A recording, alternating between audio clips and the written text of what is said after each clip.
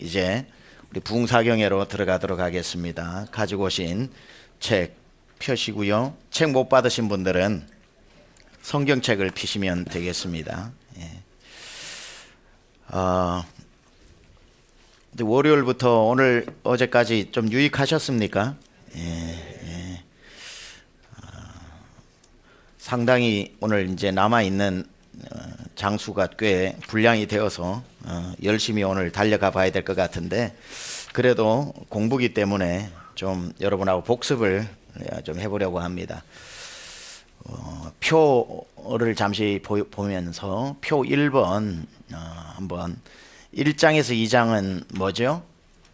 하나님이 이 세상을 창조하시고, 3장은 삼삼하여 선악과를 따먹고, 4장은 가인이 아벨을 살해하고, 5장은 오래 산 사람들 이야기 나오고, 6장은 600세의 방주를 완성하고, 7장은 일곱 암수 방주에 입성하고, 8장은 팔짝팔짝 방주에서 나오고, 9장은 구름 사이 무지개 언약이 있고, 10장은 씨앗들의 이야기 셈, 함, 야벳의 이야기가 있고, 11장은 바벨탑 사건, 이게 1장에서 11장까지 인류의 역사, 즉 원 역사에 대한 기록입니다. 이제 어느 정도 머리에 들어오셨죠?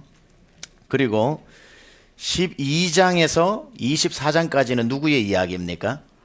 아브라함의 이야기인데, 그리고 25장에서 26장까지는요 이삭. 물론 24장, 25, 26, 27에 이삭 이야기가 섞여서 나오긴 합니다만은 대략적으로 이렇게 구분을 하는 겁니다. 27장에서 36장은 야곱, 37장에서 50장까지는 요셉의 이야기가 기록되어져서 이것을 족장의 역사다라고 이야기합니다. 족장의 역사로 이야기를 합니다. 그런데 아브라함의 이야기가 12장에서 24장까지 나오는데 아직 돌리지 마세요. 아직 앞장으로. 내가 보여달라면 보여주세요. 그런데 제 나름대로 외운 방법이 있는데 여러분에게 도움이 될까 싶어서 보여드리고 욕먹을까, 아니면은 보여드리고 도움이 될까 좀 고민하다가 그냥 도움이 되실 분은 되시고 안 되시는 분은 안 되시고, 또 이거 모른다고 전혀 여러분이 지옥 가실 것도 아니고, 그러니까 도움 조금 되시라고 한번 이렇게 말을 만들어 봤습니다. 저는 보캐브러리 22,000 단어 외울 때도 다 희한하게 한국말로 바꿔가지고 외웠거든요. 자, 그러니까 아브라함의 표를 한번 12장부터 24장까지 한번 다 표를 띄워주세요. 12장은 이리 오너라 해서 첫 번째 언약, 아브라함을 부르시는 이야기가 들어있고요. 13장은 롯과 이제 아브라함이 동서로 갈라지면서 롯이 소돔과 고모라로 가고 난 뒤에 하나님이 아브라함에게 동서남북을 보여주시면서 하신 말씀이 일일이 세어보아라. 그래서 일일이 세어보아라 해서 13장 비웃지 마세요. 자 14장에는 아브라함과 여기에 나오는 엘람 왕 4명하고 1대4로 붙어가지고 롯을 구출하는 이야기, 그렇게 해서 14장입니다. 15장은 다시 이리 오너라 해서 두 번째 언약, 어제 말씀드렸습니다. 아브라함과 하나님이 언약한 3번이 나온다고 그랬는데 몇 장이죠? 12, 15, 17. 그래서 이리 오너라 해서 두 번째 언약. 그리고 16장에 가면 육적인 아들 이스마엘, 이렇게 해서 이스마엘 이야기가 나오고, 17장에 가면 일을 치르는 할례가 나오고, 이거 다 나중에 사진 찍어놓고 집에서 공부하시면 도움 됩니다. 18장에 가면은 팔이 나오니까 팔이 아프게 기도를 했던 아브라함의 기도가 나옵니다. 19장에는 구사일생으로 소돔과 고모라에서 구원을 받은 롯의 이야기가 나오고, 참 말 만든다고 고생했죠. 20장에는 20년 감수한 아비멜렉의 이야기가 나오고, 21장에는 2명 중 1명만 이삭을 택하라, 이스마엘과 이삭의 이야기가 나오고, 22장이 제일 중요합니다. 이삭을 데리고 둘만 모리아산에 오른 이야기가 나옵니다. 23장은 이건 삽니다 해서 막벨라굴을 산 이야기가 나오고, 24장은 이삭의 아내 이야기가, 리브가 이야기가 나와서 이게 12장에서 24장인데, 자, 표 없이 표 없이, 자, 여러분들이 제가 한번 해볼 테니까 몇 장인지 한번 맞춰보세요. 이리 오너라 두 번째 언약, 일을 치르는 할례, 20년 감수한 아비멜렉, 일일이 동서남북의 땅을 세워보아라, 1대 4로부터 롯을 구출한 사건. 다 아신다니까요. 보세요. 941생으로 소돔과 고모라에서 롯을 구원한 사건. 2명 중 1명만 택해라. 이삭을 데리고 둘만 올라오너라. 이 땅은 삽니다. 이삭의 아내를 데리고 와라. 봐요, 다 되시오. 그냥 뭔가 들었다가 얘기하니까 또 다 머리에 들어오게 되어 있습니다, 이게. 자, 여러분을 위해서 얼마나 수고한 저의 흔적이 여기 보입니까? 자, 감사합니다. 그렇게 하고 25, 26장은 그냥 이삭이니까 외울 것도 없어요. 그냥 그건 표도 만들 필요가 없어서 안 만들었습니다. 그래서 야곱의 이야기가 어디 나온다고요? 27장에서 36장. 요셉의 이야기는 37장에서 끝까지. 그래서 야곱의 이야기 오늘 살펴보겠지만, 물론 27장에서 36장까지 표를 한번 보여주세요. 자, 27장은 이삭의 칠흑 같은 눈. 이게 뭐냐면 눈이 어두워가지고 에서한테 이 축복 기도를 할 줄 알았는데 이삭에게 한 이야기가 나오는 거예요. 이삭의 칠흑 같은 눈. 28장은 이팔 청춘 하란으로 도망가는 야곱의 이야기. 29장에서 31장은 이국에서 3일 독립해서 돌아올 때까지. 요게 이제 29장에서 31장까지. 32장은 야복강에서 싸움이 일어나다. 하나님의 천사와 겨루어 이긴 야복강에서 싸움이 일어나다. 32. 33장은 드디어 에서와 삼삼한 화해를 하다. 34장은 쌈났다. 쌈나, 삼사. 이게 뭐냐? 디나 사건. 야곱의 딸 디나가 성폭행을 당한 사건이죠. 35장 베델을 사모하여 올라감. 일어나 베델로 올라가자. 베델을 사모하여 올라갔다. 36장은 세 종류 육신의 자녀의 족보가 나옵니다. 에서, 세일, 에돔의 기원이 나오면서 야곱의 이야기가 끝이 나요. 그러니까 27장은 이삭의 칠흑 같은 눈으로 에서가 아닌 야곱을 축복하는 이야기. 28장은 이팔 청춘 하란을 향하여. 29장에서 30일은 이국에서 3일 독립할 때까지.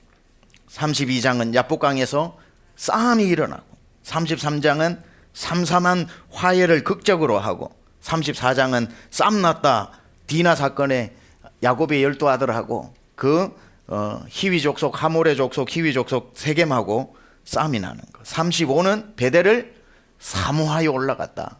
지금은 우습겠지만 요 딱 지우면 여러분 다 기억납니다. 36장은 세 종류의 육신의 자녀 에서, 세일, 에돔. 자, 옆에 거 지워주세요. 자, 몇 장인지 맞춰보세요. 싸움 났다 디나 사건. 야복강에서 싸움이 일어났다. 이팔 청춘 하란으로 베델을 사모하여 올라간 것은, 새 육신의 자녀들은 에서와 야곱이 화해한 것은, 다 아시잖아요. 그러면 야곱이 다시 하란을 향하여 가던 건 몇 장에 적혀 있나요? 하란을 향해, 야곱이 하란을 향해 가는 거는 이팔 청춘 하란으로. 그러면 가서 거기에서 머물렀던 그 이야기는 몇 장에서 몇 장까지? 29장에서 31장까지 벌써 다 하시잖아요. 자, 이제 띄우지 말고 그냥 자, 팔이 아프게 빌었던 아브라함의 기도. 자, 집에 가서 공부하세요. 자, 그렇게 하면 됩니다. 이제 이제 이거 할 시간 없어요. 사실은 이제 사진 다 찍어 놓으셨으니까 카톡으로 공유하시고. 자, 31장으로 넘어가겠습니다. 오늘부터 31장에서 50장까지 이제 빠른 속도로 오늘 창세기 마무리하도록 하겠습니다. 어제 30장까지 해서 그 얼룩지고 그리고 점 있는 양들을 야곱이 이제 자기의 것으로 택했다고 그랬고, 거기에서 우리는 흠 많고 얼룩지고 점 있는 우리 인생을 택하신 주님의 그 모습을 야곱의 모습에서 본다 그러면서 야곱의 이야기를 살펴봤습니다. 그러니까 31장까지가 뭐라고요? 29장에서 31장까지가 하란에 있는 거고, 31장이 3일 독립이니까 여기에서 하란에서 돌아오는 이야기인 거예요. 이제 독립해서 더 이상 하란에 못 있겠다. 그래서 야곱이 라반을 떠나다 이렇게 나오죠. 야곱이 라반의 아들들이 하는 말을 들은즉 야곱이 우리 아버지의 소유를 다 빼앗고 우리 아버지의 소유로 말미암아 이 모든 재물을 모았다 하는지라. 점점 야곱이 이제 궁지에 몰리게 되니까 떠날 때가 되었구나 하고, 이제는 삼촌이 안색이 예전과도 같지 않아서 이제 가족들을 데리고 집으로 그 베델로, 또 아버지 이삭이 아직 살아있거든요, 아버지에게로 돌아오려고 하는 장면입니다. 3절 보니까 3절 같이 읽어볼까요? 시작. 내 조상의 땅 내 족속에게로 돌아가라. 내가 너와 함께 있으리라 하신지라. 이제 하나님이 나타나셔서 뭐라 그러셔요? 돌아가라 라고 하시면서 뭐라고 말씀하셔요? 내가 너와 함께 있으리라. 옆에 28장 15절 언약 이렇게 쓰세요. 28장 15절 언약. 이제 야곱이 지금부터 하나님이 그때 28장이 뭐에 대한 이야기였어요? 무슨 이야기가 담겨 있어요? 28장에 28 청춘 하란으로 가다가 어디에 있었던 거예요? 베델에, 루스라고 하는 이름이 있는 베델에 도착해서 돌베개를 베고 잠을 자다가 거기에서 하나님이 브엘세바에만 계신 게 아니라 야곱을 거기까지 따라오시면서 언약을 하시죠. 15절에 무슨 언약을 하셔요? 내가 너와 함께 있고 내가 너와 함께 할 것이고 너를 이끌어 다시 이 땅으로 오게 할 것이고 이것을 다 이루기까지 너를 떠나지 아니하리라. 이 네 가지 언약을 주시잖아요. 그러니까 하나님이 이 약속을 하나님이 이루신다고 그랬잖아요. 내가 이 일을 다 이루기까지 너를 떠나지 않겠다. 내가 이 약속을 다 이루기까지 널 떠나지 않겠다. 그래서 하나님이 언약을 기억하셔서 성취하시는데 지금부터 성취하는 얘기들이 많이 나옵니다. 그래서 3절에 여호와께서 야곱에게 이르시되 내 조상의 땅 내 족속에게로 돌아가라. 내가 너와 함께 있으리라. 지금 이 약속을 성취하시는 거예요. 그래서 28장 15절 언약 성취라고 쓰라고 한 겁니다. 야곱이 사람을 보내어 라헬과 레아 자기 양떼가 있는 들로 불러다가 그들에게 이르되 나 이제 당신의 아버지가 옛날 같지 않아서 이제 내가 고향으로 돌아가야 되겠다라고 이렇게 하면서 이제 거기서 태어나고 자란 레아와 라헬을 설득을 하죠. 설득을 하는데 6절에 그대들도 알거니와 내가 힘을 다하여 그대들의 아버지를 섬겼거늘 그대들의 아버지가 나를 속여 품삯을 몇 번이나 10번이나 변경하였느니라. 그러나 밑줄 그으세요. 하나님이 그를 막으사 나를 해치지 못하게 하셨으며. 이것도 28장 15절 언약 성취인 거예요. 그러니까 별의별 방법을 다 써도 야곱에게 손도 못 대었던 이유는 뭐죠? 하나님이 그때 약속하셨거든요. 내가 너를 반드시 이끌어 이곳으로 오게 하리라 라고 말씀하신 것. 하나님이 그를 막으사. 근데 삼촌이 품삯을 10번이나 변경을 했죠. 10번이나. 그러니까 줄게 그러고는 안 주고, 이번에는 줄게 그러고 안 주고, 이번에는 줄게 하고 10번이나 번복한 이 사건은 나중에 가서 어디에서 그림자를 찾을 수 있냐면 모세가 내 백성을 보내라고 했을 때에 10번이나 보낸다고 해놓고 안 보내고 보낸다고 해놓고 안 보내고 보낸다고 해놓고 안 보내었던 이 바로의 출애굽 사건에서 이야기를 또 우리는 반복되는 이야기를 볼 수 있습니다. 그러니까 출애굽도 10번이나 그리고 이 야곱도 10번이나 후에 이 받을 것을 받게 되는 것을 보게 되면서 뭐든지 10번은 해야 된다. 여러분 10번은 참고 이기시기 바랍니다. 아마 금방 빨리 포기하지 마시고. 자, 그렇게 하면서 쭉 설명을 이제 자기 아내 둘에게 하고 있는 겁니다. 내가 얼룩진 것을 내게 가지게 되어서 이렇게 내가 부자가 되어서 돌아가야 되겠다. 13절 같이 한번 읽어봅니다. 시작. 나는 베델의 하나님이라. 내가 거기서 기둥에 기름을 붓고 거기서 내게 서원하였으니 지금 일어나 이곳을 떠나서 내 출생지로 돌아가라 하셨느니라. 그래서 이것도 옆에 쓰세요. 28장 15절 언약 성취. 너를 이끌어 반드시 이 땅으로 돌아오게 할 것이다 라고 했던 약속을 하나님이 기억하사 성취하시는 거예요. 그래서 거기서 내게 서원하였으니 지금 일어나 이곳을 떠나 내 출생지로 돌아가라. 그러니까 라헬과 레아도 듣다 보니까 아버지한테 있는 것보다 남편하고 같이 가는 게 좋아서 자녀들을 데리고 다 이제 떠나게 됩니다. 떠나게 되고 이 가는 길을 위해 24절 밤에 하나님이 아람 사람 라반에게 현몽하여, 그러니까 자기에게 말도 하지 않고 야곱이 자기 두 딸과 자기 다 손주들을 데리고 도망을 가버린 거죠. 사흘길을 가버린 겁니다. 사흘길을 가고 난 뒤에 라반이 비로소 알게 된 거예요. 그래가지고 죽이자고 쫓아가는 거죠. 라반이 분노해가지고 이놈의 야곱 우리 딸들 다 훔쳐가지고 내 양들 다 가지고 간다고 해서 사흘길을 막 쫓아가서 야곱을 죽이려고 할 때에 누가 등장하냐면은 하나님이 등장하시는 거예요. 여러분, 야곱은 그리스도의 조상입니다. 그래서 야곱이 죽으면 안 돼요. 라반이 가서 야곱을 죽이게 되면 안 되는 겁니다. 그러나 마귀는 라반을 충동하여 쫓아가서 야곱을 죽이게 하는 거죠. 그런데 그 분기가 탱천하여 이제 야곱을 쫓아가는 이 마당에 하나님이 24절에 등장하시는 겁니다. 밤에 하나님이 아람 사람 라반에게 현몽하여 이르시되 너는 삼가 야곱에게 선악간에 말하지 말라 하셨더라. 하나님이 너 가서 야곱에게 손도 대지 말라고 말씀하시는 거예요. 하나님의 개입. 그러니까 이 라반을 충동하여 야곱을 죽이려고 할 때 하나님은 바로의 꿈에 나타나신 것처럼, 그리고 아비멜렉의 꿈에 나타나신 것처럼 라반의 꿈에 나타나서 이 야곱의 생명을 지켜주시는 하나님의 신적 개입이 있는 겁니다. 저는 여러분 괴롭히는 사람 꿈에 하나님 나타나셔서 누구 아무개 성도 괴롭히지 말라 그렇게 말해 주시기를 축복합니다. 그러니까 하나님이 다 그때 다 개입을 하셔서 이 메시아의 오는 길을 하나님이 친히 다 그 언약을 이루시는 거예요. 우리가 잘 기억하시다시피 창세기 15장에 보면 쪼갠고기 사이에 언약을 아브라함하고 하게 될 때에 내가 너의 씨앗에서 세상을 구원할 그리스도가 오게 하신다라고 하는 그 언약을 보여주시면서 언약 성취자가 그 쪼갠고기 사이로 지나간 분이 아브라함이 아니라 하나님이시라고 그랬죠. 그래서 이걸 누가 이룬다는 뜻입니까? 하나님이 내가 이루겠다는 거죠. 여기 구석구석에 보니까 하나님이 등장하셔서 그 일을 다 이루어 나가시잖아요. 하나님이 막아주시고 그러니 성경에서 이 약속을 하나님이 직접 등장하셔서 이 일들을 이루어 나가시는 것을 우리는 보게 됩니다.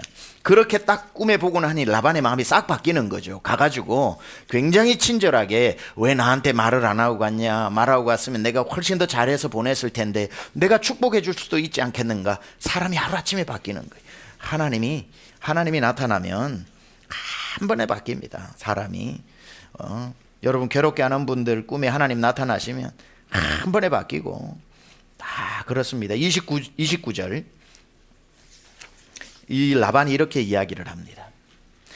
너를 해할 만한 능력이 내 손에 있으나 너희 아버지 하나님이 어젯밤에 내게 말씀하시기를 너는 삼가 야곱에게 선악간에 말하지 말라 하셨느니라.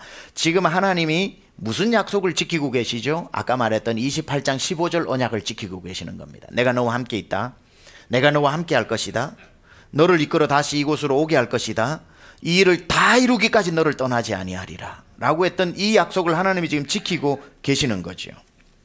그렇게 해서 쭉 여기에서 이제 이별을 하게 되는 이야기가 이제 바이바이 하면서 보내주는 이야기가 나오고 42절에 가면 우리 아버지의 하나님 아브라함의 하나님 곧 이삭이 경외하는 이가 나와 함께 계시지 아니하셨더라면 외삼촌께서 이제 나를 빈손으로 돌려 보냈으리이다마는 하나님이 내 고난과 내 손의 수고를 보시고 어젯밤에 외삼촌을 책망하셨나이다. 옆에 28장 15절 언약 성취. 그러니까 하나님은 그 약속을 그대로 이루시는 거예요.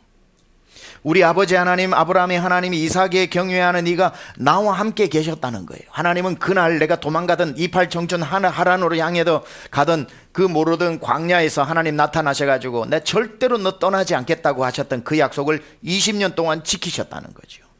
우리 하나님은 약속을 지키시는 분이십니다.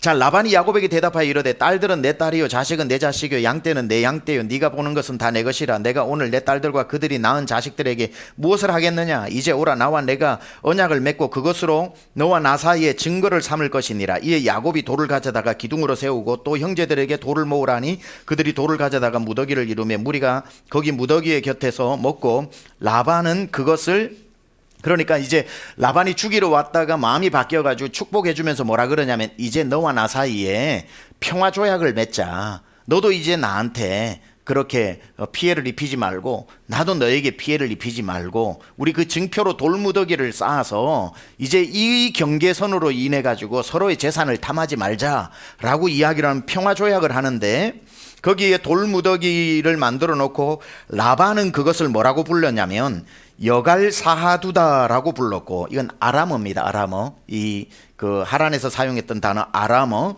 라반은 그것을 여갈사하두다라고 불렀고 야곱은 그것을 뭐라고 불렀어요? 갈르엣이라고 불렀으니 이건 히브리어입니다. 똑같은 뜻인데 하나는 아람어고 하나는 히브리어인데 라반의 말에 오늘 이 무더기가 너와 나 사이에 증거가 된다 하였으므로 그 이름을 갈르엣이라 불렀으며 또 뭐라고 했다고요?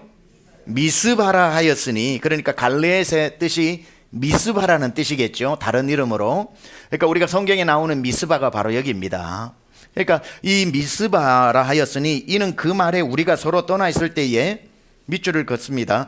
여호와께서 나와 너 사이를 살피시옵소서 하니라. 이게 무슨 뜻이냐면 미스바의 뜻이 뭐냐면 망루라는 뜻입니다. watchtower, 망루. 그러니까 미스바는 뭐냐면은 망루로 위에서 지켜보는 거죠. 그러니까 이 뜻이 있는 거예요. 라반하고 야곱이 얘기하는 거예요. 이 20년 동안 서로 눈치를 보는 게 저놈의 야곱 저거 내 양 훔쳐가는 거 아니야? 아, 저 삼촌은 저거 내 또 품삯을 또 훔쳐가는 것 아니야? 20년 동안 서로가 서로를 지켜봤던 거예요. 서로가 서로를 지켜보면서 으르렁거리고 소가리를 하고 있었는데 오늘부터는 미스바 망루를 세우고 하나님이 우리를 지켜보시게 하자는 거예요. 하나님이 우리를 지켜보시게 하자. 망루의 뜻이 살피다라는 뜻인데 망루, 이제 갈르엣을 만들어 놓고 이제는 우리가 우리를 지키고 경계하는 게 아니라 우리를 하나님 손에 맡기자. 하나님이 우리를 지켜보시게 하자. 그러니까 야곱과 라반은 20년간 서로 살피는 존재였으나 이제 그들 사이에 돌무더기 망루를 세우고 서로의 감시를 그만두고 하나님이 그들을 감찰하시는데 동의했다. 하나님께 응답하는 기도의 유진 피터슨의 이야기입니다. 그러니까 이 망루가 하나님께 이제 이들이 자기 자신을 맡기는 겁니다. 50절에 만일 네가 내 딸을 박대하거나 내 딸들 외에 다른 아내들을 맞이하면 우리와 함께할 사람은 없어도 보라 하나님이 나와 너 사이에 증인이 되시느니라. 이게 무슨 말이냐면 라반이 딸들을 보내면서 너 우리 딸들 데리고 가서 고생시키거나 너 딴마음 먹고 다른 또 새 살림 차리거나 우리 딸들 눈에 피눈물 나게 하면 누가 지켜보신다고요? 하나님이 너와 나 사이에 증인이 되신다. 망루를 세워놓고 그 얘기를 하는 거예요. 자, 오늘 너와 나 사이에 이 망루를 세워놓고 이 망루 위에 하나님을 모셨다. 이제 나는 너와 함께 가지 못하지만 이 돌무더기를 넘어서서 너에게 가지 못하지만 하나님이 너와 함께 가시면서 너를 지켜보실 것이다. 그러니 내가 안 지켜봐도 하나님이 지켜보니까 우리 딸들한테 잘하라. 이 아버지의 절절한 마음이 이게 들어있는 거죠. 자, 그래서 52절에 이 무더기가 증거가 되고 이 기둥이 증거가 되나니 내가 이 무더기를 넘어 내게로 가서 해하지 아니할 것이요 네가 이 무더기 이 기둥을 넘어 내게로 와서 해하지 아니할 것이라. 아브라함의 하나님, 나홀의 하나님, 그들의 조상의 하나님은 우리 사이에 판단하옵소서 하며 야곱이 그의 아버지 이삭이 경유하는 일을 가리켜 맹세하고, 야곱이 또 산에서 제사를 드리고 형제들을 불러 떡을 먹이니 그들이 떡을 먹고 산에서 밤을 지내고, 라반이 아침에 일어나 손자들과 딸들에게 입 맞추며 그들에게 축복하고 떠나 고향으로 돌아갔더라. 야, 라반의 마음도 딸 시집 보내는 그 마음이 좀 느껴집니다. 자, 32장으로 넘어갑니다. 자, 그렇게 해서 이제 드디어 완전히 깨끗하게 도망갈 뻔한 그 끝이 굉장히 좀 아름답지 못했을 뻔한 이것을 하나님은 오히려 그날 밤에 라반을 만나게 해서 깨끗하게 인사하고 부모에게 축복받고 부모에게 이별의 키스 받고 난 뒤에 이제 마음 편안하게 고향으로 돌아가게 만들어 주신 거죠. 그러면서 32장이 시작됩니다. 여기 큰 제목이 야곱이 에서를 만날 준비를 하다. 32장은 뭐가 나온다 그랬죠? 싸움이 났다 그랬죠. 누구랑? 주의 천사와 야복강에서 기도해서 응답을 받는 건데, 1장 1절에 보면 야곱이 길을 가는데 누가 그를 만났어요? 하나님의 사자들이 그를 만난지라 야곱이 그들을 볼 때에 이르기를, 이는 누구라고요? 하나님의 군대라, 동그라미 하나님의 군대라 하고 그 땅 이름을 뭐라고 불렀나요? 마하나임, 동그라미 마하나임, 동그라미. 자, 야곱이 이제 하란을 떠나가지고 자기 고향으로 가는데 자기 앞에 여호와의 군대가 나타난 거예요. 여호와의 군대, 마하나임 뜻이 여호와의 군대라는 뜻입니다. 그러니 얼마나 든든하겠어요. 아, 내가 내 가족들을 가지고 호롤단신 떠나와서 이 가족들과 내가 재산을 모았는데 큰 숙제가 남아 있잖아요. 에서와 화해를 해야 되는데 내가 죽을지 살지 모르는 이 두려운 귀향길에 하나님의 군대가 나타난 거예요. 그리고는 군대가 앞서가기 시작을 하고 야곱과 가족들이 뒤따라가는 하나님의 마하나임을 만나게 된 겁니다. 그러니까 하나님의 약속 성취인 거죠. 너를 이끌어 이 땅으로 돌아오게 할 것이다. 하나님이 앞서서 야곱을 이끌고 가고 계시는 거, 그게 바로 여기 마하나임에 보여지는 겁니다. 자, 그렇게 쭉 가다 보니까 전령을 보내보니까 형이 온다는 소식을 듣고 몇 명을 데리고 야곱을 만나러 와요. 400명 군사를 데리고 오는 겁니다. 그러니 이걸 죽이러 오는 건지 화해하러 오는 건지 야곱이 도무지 해석이 되지 않아서 굉장히 7절에 야곱이 심히 두렵고 답답하여, 갑자기 야곱이 심히 에서가 온다는 소리를 듣고 심히 두렵고 답답하여 뭘 잊어버린 거죠? 마하나임을 잊어버린 겁니다. 여러분, 마하나임을 꼭 기억하시기 바랍니다. 여러분, 신앙생활 하실 때 두렵고 떨릴 때마다 내겐 여호와의 군대 마하나임이 함께 하신다. 그걸 기억하면 담대해지는 거고, 그걸 잊어버리면 두렵고 떨리는 겁니다. 이건 야곱과 함께 하시는 마하나임뿐이 아니라 여호와의 군대는 성도와 함께 합니다. 그래서 늘 기억하셔야 되는데, 야곱이 이 순간 아까 봤던 하나님의 군대를 또 잊어버린 거예요. 에서가 400명을 데리고 와도 하나님의 군대가 나와 함께 있지라고 생각을 하면 되는데 잊어버리니까 두렵고 떨린 겁니다. 그러니까 온갖 계획을 다 세우게 되는 거죠. 하나님을 잊어버리면 인간의 계획이 너무 많이 세워지는 거예요. 왜? 하나님이 없다고 생각을 하니까. 그러니까 하나님 없으니까 내가 어쨌든 살아야 되니까 이 계획도 세우고 저 계획도 세우다가 결국은 그 계획 때문에 망하게 되기도 하고 그러죠. 그 야곱이 뭐 몇 대로 나누어 가지고 처음에 야곱을 만나는 팀, 두 번째 야곱을 만나는 팀 막 나누어 가지고 계획을 세우는데 부질없는 짓이죠. 자, 그렇게 하고 13절에 아주 중요한 야곱이 거기서 밤을 지내고 그 소유 중에 형 에서를 위하여 예물을 택하니 암염소를 얼마 해가지고 쭉 나누어 주는 장면이 여기에 나옵니다. 자, 그렇게 하고 뒷장으로 넘어갑니다. 21절, 그 예물은 그에 앞서 보내고 그는 무리 가운데서 밤을 지내다가 22절 보세요. 밤에 일어나 아무래도 불안했던 것 같아요. 두 아내와 두 여종과 11 아들을 인도하여 야복나루를 건너게 하고 그들을 인도하여 시내를 건너게 하여 그의 소유도 다 건너가게 하고 야곱이 이제 혼자 남은 겁니다. 그러니까 이 요단강이 있고요. 이 요단강이 있고 요단강 옆으로 야복나루가 있는데 이제 하란에서 내려오던 이 야곱이 야복나루를 건너야 되는데 야복나루를 건너서 밑에 에돔 쪽에서 이 에서가 올라오고 있으니까 요단 동편에서 일어나는 일입니다. 그런데 여기에서 정확하게 위치가 나오지 않습니다. 과연 이 야곱이 자기의 아내와 자기의 자녀들을 에서 방향 야복 강을 건너게 했는지 아니면 요단편으로 건너게 했는지가 정확하게 하지 않지만 중요한 것은 안전지대로 옮겨두었다는 거예요. 안전지대로. 왜냐하면 에서한테 나는 죽을지언정 우리 자식들이 죽어서는 안 되고 우리 아내들이 죽어서는 안 되고 내 소유가 빼앗겨서는 안 되니까 안전한 곳으로 옮겨놓고 난 뒤에 야곱이 홀로 남아 기도를 하는 겁니다. 그러니까 벌써 자기의 계획을 다 세워놓고 혼자 남아 하나님 앞에 기도하는 거죠. 하나님 앞에 아무리 기도해도 응답이 안 되고 아무리 기도해도 응답이 안 되고 밤이 새도록 기도를 했는데도 응답이 안 되는 겁니다. 왜냐하면 이런 기도였던 거죠. 제가 설교 때도 얘기했지만 하나님 우리 형 에서가 날 죽이러 오는데 날 살려주십시오. 나 에서를 이길 힘이 없어요. 두렵습니다. 떨립니다. 살려주세요라고 기도는 하지만 마음속으로 무슨 말을 해요? 메아리가 어떻게 쳐요? 만약에 마지막 순간까지도 안 도와주시면 내겐 생각이 있나이다. 이미 발걸음 느린 우리 와이프나 저 애들이나 발걸음 느린 소들은 다 먼저 강 너머로 안전한 곳으로 피신시켰으니 내 두 다리로 나만 도망가면 다 안전해지니까 하나님 앞에 하나님 도와주십시오. 겉으로는 뜨겁게 기도하는 것 같지만 기도 열심히 하고는 만약에 안 도와주면 내게 생각이 있나이다 하고 두 다리를 탁탁 치면서 기도를 하는 거죠.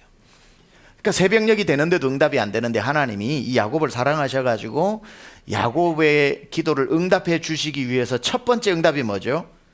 이 환도뼈를 부러뜨리는 겁니다. 그러니까 도망갈 수 있는 다리를 딱 부러뜨려 놓으니까 야곱이 그때부터 진짜 기도가 나오는 거죠. 아까까지는 좀 가짜 기도가 나온 거죠. 도와주시면 좋고 안 도와주시면 내게 생각이 있나이다. 그런데 하나님이 내게 생각이 있는 걸 그냥 딱 부러뜨려 버리시는 거죠. 야곱이 딱 생각을 하니까 야 내가 이거 자기의 특기가 브엘세바에서 이팔청춘 하란으로 갈 때에 첫날 브엘세바 아버지 집에서 떠나가지고 이름 모를 지금은 베델이라고 그 당시는 루스라고 하는 데까지가 80km입니다. 80km. 하루 만에 80km를 달려오는 거 거의 불가능한데 야곱이 얼마나 달리기를 잘했으면 그 먼 거리를 달려왔겠습니까? 아침에 출발하여 해질녘에 어마어마하게 빨리 달리는 사람이거든요. 그러니까 달리기는 자기의 장점이었던 거죠. 그러니까 형이 쳐들어와도 발 느린 사람은 다 보내놨으니까 마지막까지 하나님 응답하지 않아도 걱정하지 않아도 되는 것. 내 두 다리를 믿는다 이거예요. 36에 주랭랑 치면 된다고 했는데 하나님이 그걸 딱 부러뜨리시고 나니까 도망을 못 가잖아요. 도간에 든 쥐가 되고 죽은 목숨이 되니까 새벽녘에 진짜 기도가 나오는 거예요. 어떤 기도? 내겐 주밖에 없나이다. 내겐 주밖에 없나이다. 이제는 두 다리도 안 되고 하나님밖에 없나이다. 얼마나 간절하게 기도했는지 주의 천사와 겨루어 이기는 기도가 거기에 나오는 거죠. 그래서 거기에서 날이 세리하니 나로 가라. 야곱이 이르되 당신이 내게 축복하지 아니하면 가지 아니하겠나이다. 그 사람이 그에게 이르되 내 이름이 무엇이냐. 그가 이르되 야곱이니이다. 그가 이르되 내 이름을 다시는 야곱이라 부를 것이 아니요 이스라엘이라 부를 것이니 이는 내가 하나님과 및 사람과 겨루어 이기었음이라. 이스라엘의 뜻이죠. 야곱이 청하여 이르되 당신의 이름을 알려주소서. 그 사람이 이르되 어찌하여 내 이름을 묻느냐 하고 거기서 야곱에게 축복한지라. 그러므로 야곱이 그곳 이름을 브니엘이라 하였으니 그가 이르기를 내가 하나님과 대면하여 보았으나 내 생명이 보존되었다 함이더라. 여기에서 이제 야곱의 이름이 바뀌게 되고 응답을 받게 되는 이야기. 33장 드디어 야곱이 에서와 만나게 됩니다. 예상했던 것하고 완전히 다르게 에서가 광에서 인심나고요. 돈 벌면 사람이 후해진다고요. 에서도 부자가 됐어요. 에서가 그날 팥죽에 장자권을 팔고 난 뒤에 그냥 가난해가지고 빌어먹고 인생이 힘들었으면 야곱 나타났으면은 당장에 목을 비틀었을 텐데 나도 뭐 먹고 살만하고 내 집에 부리는 군사만 해도 400명이고 그냥 그러다 보니까 에서도 마음이 후해진 것 같아요. 그러니까 저 멀리 야곱이 오는데 얼마나 반갑든지 그 야곱의 목을 붙잡고 막 울면서 얼마나 둘이가 화해를 하는지 33장 삼삼하게 화해하다. 네. 그러니까 여기서 화해를 한 겁니다. 그러니 뭐 형이 또 동생 챙긴다고 뭐라 그래요? 나와 함께 가자. 나와 함께 가자. 그런데 여러분이 에서의 족보를 보면 알지만 에서는 믿음의 사람의 길을 걷지 않습니다. 믿음의 사람의 길을 걷지 않고 에돔 족속의 길을 조상이 되어서 길을 걷게 되기 때문에 하나님이 택한 야곱과 같이 동행할 수가 없는 거예요. 그렇게 되면 항상 성과 악이 함께하면 악이 힘이 세요. 그래서 야곱의 믿음이 무너질 수가 있는 거죠. 그런데 계속 형이 나랑 같이 가자. 8절에 에서가 이르되 내가 만난 바 이 모든 때는 무슨 까닭이냐. 야곱이 이르되 내가 주께 은혜를 입으리 하나이다. 쭉 하면서 12절에 에서가 이르되 우리가 떠나자. 내가 너와 동행하리라. 그러면 형이 내가 너와 함께 가겠다 가자 할 때 아멘 해야 됩니까? 노멘 해야 됩니까? 믿음의 사람이 아니면 동행하지 마라. 믿음의 사람이 아니면 동행하지 마라. 야곱이 현명한 사람이에요. 극구 사양하잖아요. 형님, 나는 발걸음이 느리고 나와 함께한 사람들도 다 지쳐가지고 형님 발걸음 못 따라갑니다. 먼저 앞서가세요. 쉬엄쉬엄 가리이다. 그렇게 해서 형님 보내놓고 안 따라가 버리죠. 그렇게 해가지고 안 따라가 버리고 나중에 숫곳에 잠시 머물다가 18절부터 보면 야곱이 밧단 아람에서부터 평안히 가나안 땅 세겜 성읍에 이르러 그 성읍 앞에 장막을 치고 그가 장막을 친 밭을 세겜의 아버지 하몰의 아들의 손에서 백크시타에 샀으며 거기 제단을 쌓고 그 이름을 엘엘로헤 이스라엘, 엘엘로헤 이스라엘이라 불렀더라. 이게 무슨 뜻일까요? 엘엘로헤 이스라엘. 이 말은 하나님은 이스라엘의 하나님이다 이 뜻입니다. 자, 그가 그 고생해가지고 이역만리 가가지고 20년 동안 고생을 하고 돌아와서 바로 이 이제 세겜 땅에 제단을 쌓고 그곳 이름을 뭐라고 부르냐면 하나님은 이스라엘의 하나님이다라는 이름을 붙였는데 방금 야복강에서 그의 이름이 야곱에서 뭘로 바뀌었어요? 이스라엘로 바뀌었죠. 그러니 이 뜻은 뭐냐면은 풀었으면 하나님은 야곱의 하나님이다 라고 부르는 거예요. 그러니까 하나님은 이스라엘의 하나님이라는 뜻인데 자기 이름이 이스라엘이니까 옛날 이름으로 붙여 불러보면 하나님은 야곱의 하나님이다. 자, 여기에서 보세요. 야곱의 믿음에 변천이 일어난 겁니다. 28장에서 떠날 때는 아브라함의 하나님, 내 아버지 이삭의 하나님으로 떠났단 말이에요. 28장에서는. 그러나 거기에 올라가서 29장에서부터 31장까지 자기와 함께하는 하나님을 수도 없이 경험을 하고 그러고 난 뒤에 거기에서 20년 동안 믿음의 잔뼈가 굵고 난 뒤에 드디어 약속했던 그 땅으로 돌아왔을 때는 아버지의 하나님이 아니라 하나님은 이스라엘의 하나님이다. 엘엘로헤 이스라엘. 하나님은 야곱의 하나님이 되어 돌아오게 된 겁니다. 아버지의 하나님을 붙잡고 갔다가 나의 하나님을 붙잡고 돌아온 야곱. 굉장히 의미가 있죠. 그래서 늘 저도 저희 자녀들에게 그럽니다. 너 아빠, 엄마, 아버지 빌려 쓰지 마라. 아버지도 널 위해 기도하고 엄마도 널 위해 기도하지만 너는 너의 하나님을 만나야 된다. 너의 하나님을 만나야 된다. 우리 모든 분들 나의 하나님 만나시기 바랍니다. 우리 어머님이 새벽기도 한 번 안 빠지는 권사님도 귀하고 우리 아버지가 충성스러운 장로님인 것도 귀하지만 이제는 믿음의 더부살이가 아니라 정말 나의 하나님을 만나야 되거든요. 나의 하나님을 만나야 됩니다. 우리 다 차세대 아이들도 다 아버지 엄마의 하나님을 빌려 쓰는 게 아니라 그들의 하나님을 만나야 되는 거예요. 구원의 감격이 있어야 되고 구원의 체험이 있어야 되고. 자, 34장에 왔는데 그런데 문제가 이제 보세요. 왜 약속의 땅으로 왔는데 34장에 가니까 싸움이 났죠. 34장에. 갑자기 그 디나 야곱의 하나밖에 없는 딸이 그 세겜 땅에 놀러 나갔다가 거기에서 2절에 히위 족속 중 하몰의 아들 땅 추장 세겜이 그를 보고 끌어당겨 강간하여 욕되게 하고 거기에서 성폭행을 당하게 된 겁니다.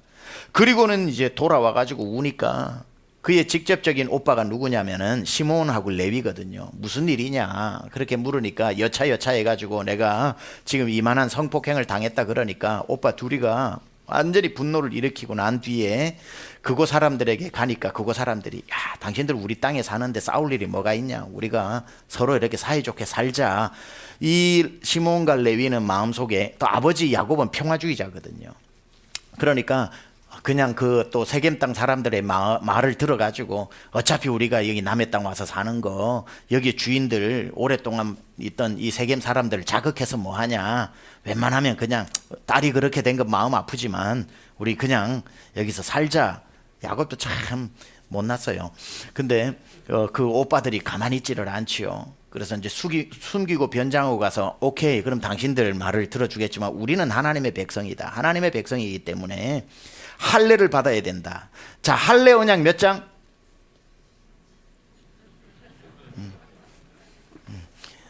17장. 예, 몸에 칠한다 그래가지고 칠하는 의식. 할례를 받아야 된다. 그러니 당신들과 우리가 같이 살려면은 당신들이 다 남자들 할례를 받아야 된다. 그렇게 해서 다 할례 받게 하고 난 뒤에 그 세겜 사람 남자들 다 할례 받고 몸을 못 움직이니까 누워 있을 때 가가지고 다 남자들 다 죽여버리는 피비린내가 일어나게 되죠. 이제 그 34장에 그러한 일들이 일어나게 됩니다. 자, 거기에 주도적으로 그 칼 가지고 피를 묻혔던 사람이 누구냐면 시몬하고 레위입니다. 시몬하고 레위. 자, 시몬하고 레위. 자, 야곱의 12아들 중에 첫 번째 아들이 누구죠? 르우벤인데, 르우벤은 나중에 그 나중에 설명하겠습니다. 나중에 가서. 오케이. 진짜 나중에 설명을 하겠습니다. 이 시몬과 레위가 나중에 49장에 가면은 이 사건 때문에 아버지의 축복 기도에서 저주 기도를 받게 되는 거죠. 하나님이 이 저주 기도를 또 다른 방법으로 시몬에게는 너는 땅 하나도 앞으로 땅 분배를 할 때 받지 못할 것이다 라고 야곱이 그렇게 자녀에게 저주하듯이 기도를 하니 하나님이 이를 불쌍히 여겨 나중에 유다 지파에게 땅을 많이 줘서 시몬 지파가 들어가서 살게 하시고, 레위 지파도 너희는 온 이스라엘에 흩어져 가지고 땅을 분깃으로 못 받겠다고 하니까 이 레위를 불쌍히 여기고, 나중에 그 출애굽 사건 해서 광야 생활 때 레위 지파가 또 굉장히 공을 세웁니다. 그로 말미암아 12지파 야곱의 기도가 온 지파로 흩어지겠다고 했던 이것을 오히려 12지파에 흩어지는 제사장으로 만들어 가지고 복을 주시는 또 하나님의 전화위복의 일들이 일어납니다. 여하튼 34장을 보면서 우리는 이런 질문을 해야 됩니다. 아니, 하나님께서 야곱이 떠날 때 네가 어디로 가든지 함께하고 너를 다시 이끌어 돌아오게 하고 내가 내게 약속한 모든 것을 다 지킬 때까지 너를 떠나지 않겠다고 하시고, 하나님은 약속을 지켜서 야곱이 돌아왔는데 왜 이런 비극이 일어나냐는 거예요. 왜 비극이 34장이 일어나는가? 이유가 뭘까요? 거의 왔지 다 온 게 아니라는 거예요. 그가 약속을 한 창세기 28장에 하나님이 나를 이곳으로 오게 하시면 이 돌베개로 성전 기둥을 삼고 내게 주시는 것의 10분의 1을 하나님 앞에 드리겠다고 약속했던 장소가 어디죠? 베델이라는 거예요. 베델. 그런데 34장은 베델이 아니죠. 베델하고 아주 가까운 곳입니다. 그러니까 얼핏 보면 야곱은 그렇게 생각할 수 있어요. 여기나 거기나 다 베델이지 뭐, 이렇게 생각할 수 있어요. 그러니까 먼 타국에서 살다가 돌아오다 보니 그 정도만 해도 고향 같은 느낌 들었겠지만 하나님은 약속을 기억하시는 거예요. 거긴 베델 아니라는 거예요. 베델 아니라는 거죠. 그러니까 거의 비슷한 것은 거의 비슷한 거지 그 장소가 아니기 때문에, 그러니까 이 고통 가운데서 이 야곱이 대오각성을 하고 35장에 일어나 사모하는 베델로 올라가자라고 베델로 올라갔을 때에 하나님의 복이 임하는 거거든요. 그러니까 이 34장에 일어난 이 비극은 야곱이 잘못된 땅에 거의 충성하고 있었다는 거죠. 제대로 충성이 아니라. 그러니까 순종은 100% 순종이어야지 거의 순종은 없는 거예요. 그러니까 이 세겜 땅이 아무리 베델과 가깝다고 그래도 베델이 아니잖아요. 약속한 땅이 아니잖아요. 그러니까 이 야곱은 그랬을 거예요. 하나님, 이 뭡니까? 제가 고향 돌아왔는데 오자마자 피비린내가 나고 전쟁이 일어나고 집안이 이게 뭡니까? 콩가루 집안이 되고. 야곱은 헷갈렸겠지만 하나님은 기억하신 거예요. 왜? 네가 그 먼 길을 와놓고 베델을 지척에 두고 왜 여기 머물렀느냐? 여러분들도 하나님하고 기도를 하고 하나님 내 마음에 확신도 주시고 그랬는데 일이 잘 안 풀릴 때가 있어요. 왜 안 되지 안 되지? 한 번쯤 여러분이 그 약속을 그대로 준행하는지, 약속을 지키는 흉내를 내고 있는지, 아니면 스스로 주님은 아직 아니야 그러는데 나는 이만하면 됐지 뭘 더 바래 그러면서 스스로 약속을 지켰다고 착각하고 있는 것은 아닌지, 그 정도에서는 절대로 응답이 안 일어난다는 거예요. 온전한 순종. 그러니까 이 얘기가 어디에서 우리가 볼 수 있냐면 여호수아 11장에 가면은 정복 전쟁을 하잖아요. 여호수아가 백성들이 이끌고 가서 중간 남쪽 북쪽으로 해가지고 7년 반 동안 정복 전쟁을 하고 난 뒤에 땅을 나누어 주지 않습니까? 그랬을 때에 하나님께서 너희가 가나안으로 들어갔을 때에 거기 있는 모든 사람들을 쫓아내라고 그랬거든요. 그래서 이 여호수아는 모든 사람을 쫓아냅니다. 가나안 정복 전쟁에서 모든 사람을 쫓아내다가 안타깝게도 다 쫓아내고 11장은 거의 정복 전쟁이 끝나가는 데거든요. 11장 22절에 아주 불길한 한 단어가 등장을 해요. 다 쫓아내었더라라고 하면서 뭐라고 나오냐면 가사와 가드와 아스도세만 조금 남았더라 이렇게 나오거든요. 그러니까 가사와 가드와 아스도세만 남았더라라고 했으니까 나머지는 다 쫓아내고 이렇게 했을 거. 이 정도는 아무것도 아니야. 뭐 가드, 아스도, 가사에 조금 남은 것 가지고 뭐 이렇게 생각했을 거예요. 자기들은 100% 순종했다고 생각했을 겁니다. 왜냐하면 그때 가사, 가드, 아스도 조금 남은 이 사람들이 뭔 일이 있겠냐 생각을 하고 끝이 났는데 그게 아니죠. 완전한 순종이 아닌 이상 나중에 가사에서 뭐가 나와요? 삼손을 무너지게 한 들릴라가 나오는 겁니다. 가드에 조금 남았더라. 아무것도 아닐 것 같았는데 가드에서 나중에 누가 나와요? 싸움을 도두는 자 골리앗이 나오는 겁니다. 골리앗이 가드에서 나와요. 아스돗은 뭐죠? 사무엘상 1장에 보면은 법궤가 빼앗겨 다곤의 신전에 들어가게 되죠. 아스돗이 다곤 신전이 있는 곳입니다. 법궤가 빼앗긴 자리라고요. 그러니까 여호수아와 그 군대가 봤을 때는 7년 반 동안 순종하고 보이지도 않을 만큼 조금 여기에 남았는데 이건 없는 거나 마찬가지야 라고 생각했던 가사에서 들릴라가 나오고 가드에서 골리앗이 나오고 아스돗에서 법궤가 빼앗기는 그런 일들이 비극이 일어나더라는 거죠. 그래서 하나님 앞에 충성은 완전한 충성이 되어야 합니다. 이 34장의 비극은 일어날 수밖에 없는 일이었어요. 야곱이 베델로 가지 않는 이상 하나님은 보시는 거예요. 그 베델 아니야. 그 베델 아니잖아. 하나님 이 정도면 베델입니다. 그 베델 아니야. 그 먼 길에서 여기까지 왔으면은 이게 베델이나 그거 베델 아니야. 아닌 땅에서 완전한 순종이 아닌 곳에서 디나 사건이 일어나는 건 어쩌면 당연할지도 모르는 겁니다. 근데 이걸 이제 야곱이 깨닫게 된 거죠. 이 땅이 아니었구나. 내 그 먼 옛날 20년 전에 내가 정말 형의 칼을 피해서 이역만리 하란으로 갈 때 베델에서 돌베개 베고 잘 때 나를 만나주신 그 하나님 앞에 내가 돌베개를 세우고 성전 기둥 삼고 내게 주신 소득의 11조를 드린다고 했던 베델로 올라가야 되겠다라는 생각이 이제 35장인 거죠. 하나님이 야곱에게 이르시되 일어나 베델로 올라가서 거기 거주하며 내가 내 형 에서의 낯을 피하여 도망하던 때에 내게 나타났던 하나님께 거기서 제단을 쌓으라 하신지라. 그리고는 3절 같이 한번 읽어보겠습니다. 시작.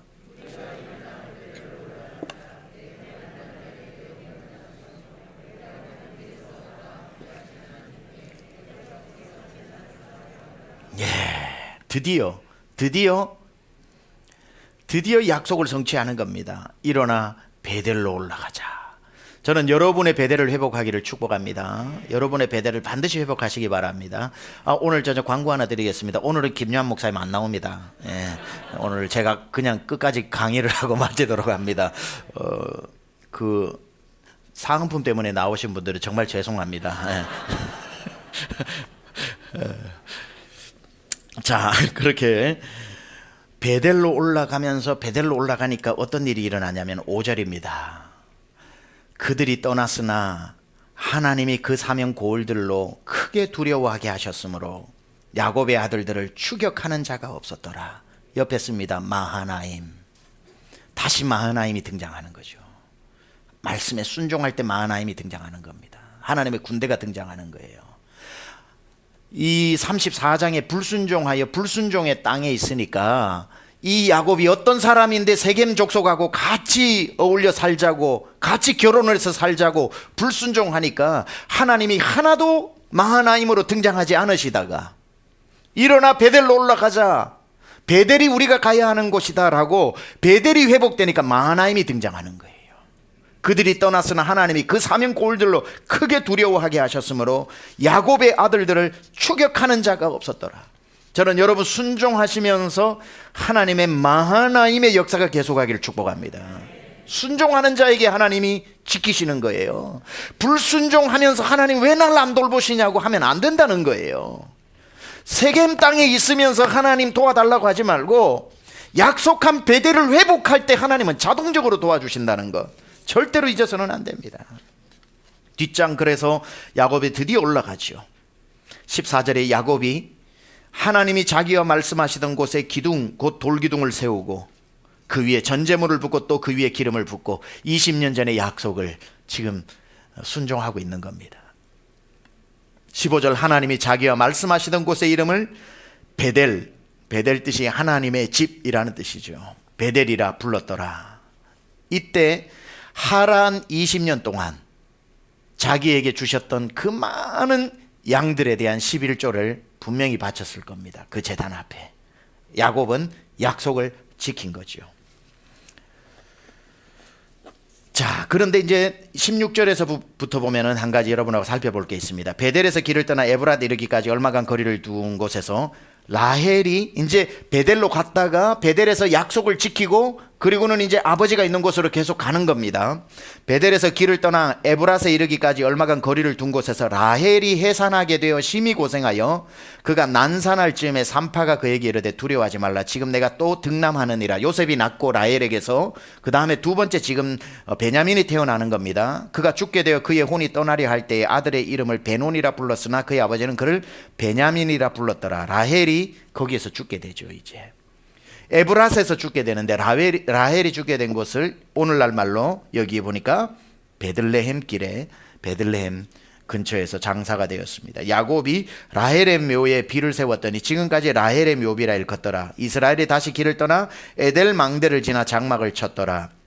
22절에 이제 이스라엘이 그 땅에 거주할 때에 르우벤이 첫째 아들 르우벤이 가서 그 아버지 첩 빌하와 동침함에 빌하는 누구냐면은 라헬의 몸종입니다. 빌하와 동침함에 이스라엘이 이를 들었더라. 자 보니까 르우벤이 해서는 안 될 짓을 한 거죠. 그러니까 어머니 계열 아닙니까? 그렇죠? 레아, 라헬, 빌하, 실바가 다 어머니 계열인데 르우벤이 범해버린 겁니다. 그죠? 그러니까 이게 하나님 앞에 죄가 된 거예요. 르우벤이. 자, 그래서 이 야곱의 12아들 중에 르우벤, 둘째 아들 시므온, 셋째 아들 레위, 넷째 아들 유다 해서 르우벤이 장자의 권한을 이것 때문에 빼앗겨버리는 거죠.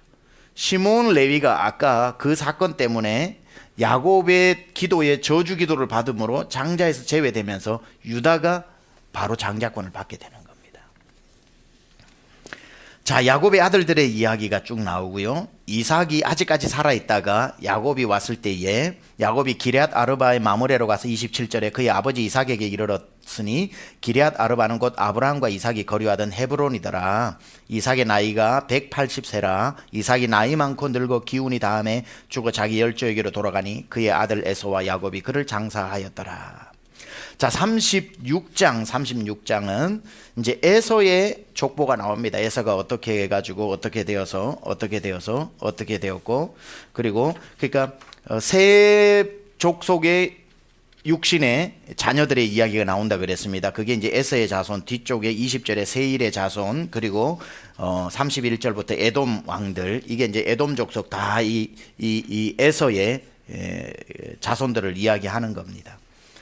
그래서 이건 끝. 37장으로 넘어갑니다. 자, 37장부터 누가 등장을 해요? 자, 여러분이 저랑 계속했던 것처럼 37장부터는 요셉의 이야기가 이제 드디어 등장을 하게 됩니다. 족장 중 네 번째 인물이죠. 야곱이 가나안 땅고 그 아버지가 거류하던 땅에 거주하였으니 야곱의 족보는 이러하니 요셉이 17세의 소년으로서 그의 형들과 함께 양을 칠 때 그의 아버지의 아내들 빌하와 실바의 아들들과 더불어 함께 있었더니 그가 그들의 잘못을 아버지에게 말하더라. 요셉은 노년에 얻은 아들이므로 이스라엘이 여러 아들들보다 그를 더 사랑하므로 그를 위하여 채색옷, 여기 동그라미 치시고요, 채색옷을 지었더니, 채색옷은 장자를 상징하는 겁니다. 장자. 그러니까 야곱에게 있어서 아내는 누구밖에 없어요? 라헬 한 사람밖에 없는 거예요. 자기의 마음을 다 주었던 사람, 라헬. 라헬의 첫째 아들이 누구예요? 요셉. 그러니까 레아의 첫째 아들 르우벤이 있음에도 불구하고 야곱에게 있어서는 요셉이 장자인 거죠. 자기에게 있어서는. 그러니까 채색옷을 입히고 유난히 사랑하게 된 겁니다. 역대상 5장 2절에 보면 장자의 명분은 요셉에게 있으니라 라고 이렇게 기록이 되어 있어요. 이게 채색옷을 가지고 요셉이 이렇게 아버지의 사랑을 받고 형들이 뻔히 두 눈 뜨고 있는데 장자의 대우를 받으니까 형들이 이 눈에 가시 같을 수밖에 없는 거죠. 그러니까 이를 갈면서 언제 죽일까 했는데 12절부터 보면 요셉이 애굽으로 드디어 팔려가게 됩니다. 그렇죠? 그래서 원래는 이제 구덩이에 던져서 죽이려고 했는데 죽이지 말자 그렇게 해서 르우벤이 그것도 맏형이라서 이렇게 말려줍니다. 그러다 보니까 저 멀리 미디안 상인이 이제 애굽 쪽으로 내려가니까 야, 돈 몇 푼이라도 받고 팔자라고 그렇게 하고 23절 요셉이 형들에게 이르매 그의 형들이 요셉의 옷 곧 그가 입은 채색옷을 벗기고, 이 형들의 분노가 들어있는 거 아닙니까? 그 채색옷 입은 모습이 얼마나 꼴보기 싫었겠어요. 그러니까 그 옷을 제일 먼저 벗기고 그를 잡아 구덩이에 던지니 그 구덩이는 빈 것이라 그곳에 물이 없더라. 자, 이 요셉의 이야기를 옷으로 이렇게 보면 참 재미가 있어요. 요셉은 채색옷으로 시작을 했습니다. 그렇죠? 근데 채색옷으로 시작했던 그 옷이 벗겨지고 무슨 옷을 입어요? 노예의 옷을 입게 되죠. 노예의 옷이 또 한번 벗겨지고 무슨 옷을 입어요? 죄수복을 입게 되죠. 죄수복을 벗기고 난 뒤에 최종적으로 무슨 옷을 입어요? 세마포 옷을 입게 되죠. 총리의 옷을 입게 되는 겁니다. 세마포 옷, 총리의 옷. 그러니까 옷을 벗는다고 하는 것은 신분의 변화를 이야기하는 거죠. 이 요셉의 이 채색 옷이 세마포 옷으로 바뀌어지는, 가운데에 죄수의 복들이 입혀져 있고, 그리고 난 뒤에 다시 세마포 옷으로 바뀌는 이 모습 속에서 우리의 모습이 보이는 거예요. 우리가 하나님의 자녀의 권세를 가진 채색 옷을 입은 존재였다가 죄를 범함으로 말미암아 죄인의 옷을 입게 된 거죠. 죄인의 옷을 우리가 입게 되었으나 그리스도께서 우리를 위하여 대속의 죽음을 대신 죽으심으로 말미암아 우리를 당신의 왕같은 제사장으로 자녀 삼아 주심으로 말미암아 우리에게 요한계시록에 가면 세마포 옷을 입혀주셨다 그러는 거예요. 요셉도 채색 옷에서 죄수복에서 세마포 옷으로 바뀐 것처럼 우리가 하나님의 자녀의 채색 옷에서 죄에 빠져 죄의 옷을 입고 있다가 죄의 옷을 벗어버리고 세마포 옷을 입게 된 것. 갈라디아서 3장 27절에 보면은 누구든지 그리스도와 합하기 위하여 침례를 받은 자는 그리스도로 옷 입었다 이렇게 나옵니다. 여러분은 옛날에 육신의 옷을 벗어버리고 지금 무슨 옷을 입고 있다고요? 그리스도의 옷을 입고 있는 겁니다. 죄가 아닌 의의 옷을 입고 있는 것. 최종적으로 우리가 입을 옷을 뭐라고 이야기하냐면 계시록 19장 8절에 보면 그에게 빛나고 깨끗한 세마포 옷을 입도록 허락하셨으니, 이게 우리를 말하는 거죠. 그들에게 빛나고 깨끗한 세마포 옷을 입도록 허락하셨으니 이 세마포 옷은 성도들의 옳은 행실이로다 하더라. 이 요셉의 채색 옷, 죄수복, 세마포 옷에 우리의 갈아입는 옷이 보이더라 이 말이죠. 자, 그렇게 해서 쭉 그가 팔려가게 되고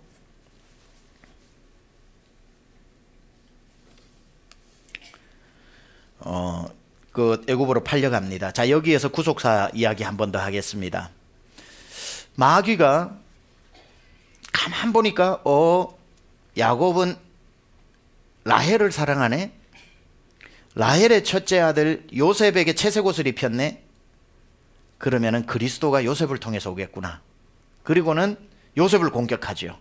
구덩이에 팠다가 애굽으로 이제 완전히 팔려가게 함으로 말미암아 요셉 제거 작전에 들어간 것 아닙니까? 요셉 제거 작전에 들어가게 된 거죠. 그러니까 마귀는 이제 끝났다. 이제 그리스도가 오는 길은 영영 막혔다. 그러면서 37장에 마지막 36절에 다 보디발의 집에 팔려가는 이 완전히 요셉 제거 작전이 끝나고 샴페인을 터뜨렸을 겁니다. 그럼 그렇지 뭐 하나님이 이겨 내가 불꽃 같은 눈동자로 여자의 후손이 오는 길목을 다 차단할 텐데 요셉인 줄 알고 그렇게 했는데 갑자기 요셉 이야기를 하다가 뜬금없이 38장이 등장을 해요. 유다의 이야기가 한 장 전체에 기록되고 39장이 다시 요셉 이야기로 가거든요. 38장이 그냥 들어있는 게 아니에요. 그냥 자연스럽게 되려면 37장 다음에 38장이었고 39장이 갖다 붙어야 요셉의 이야기로 계속 되는데 갑자기 요셉이 친위대장 보디발에게 팔렸더라. 39장 1절 보세요. 요셉이 이끌려 애굽으로 내려가매 친위대장 보디발이 이렇게 나오니까 37장 39장이 붙어 있는 것 아닙니까? 그렇죠? 그런데 38장에 유다 이야기가 나온다고요. 마귀가 37장에 요셉을 제거하고 난 뒤에 껄껄껄 웃을 때 하나님은 껄껄껄 웃으시면서 유다와 이 다말을 통해 가지고 베레스를 낳는 유다에서 그리스도가 나오는 이 마귀가 상상하지도 못하는 방법으로 유다를 통해서 그리스도를 준비하고 있는 이야기가 바로 38장에 나오는 거예요.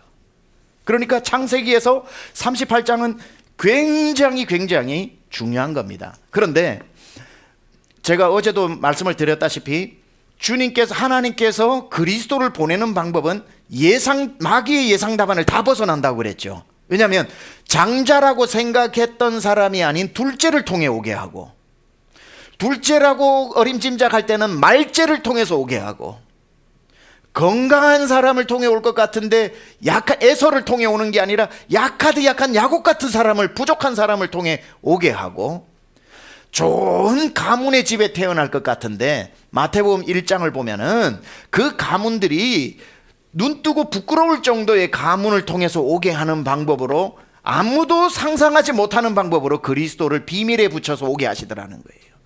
38장 유다와 다말의 이야기는 다말이 며느리 아닙니까?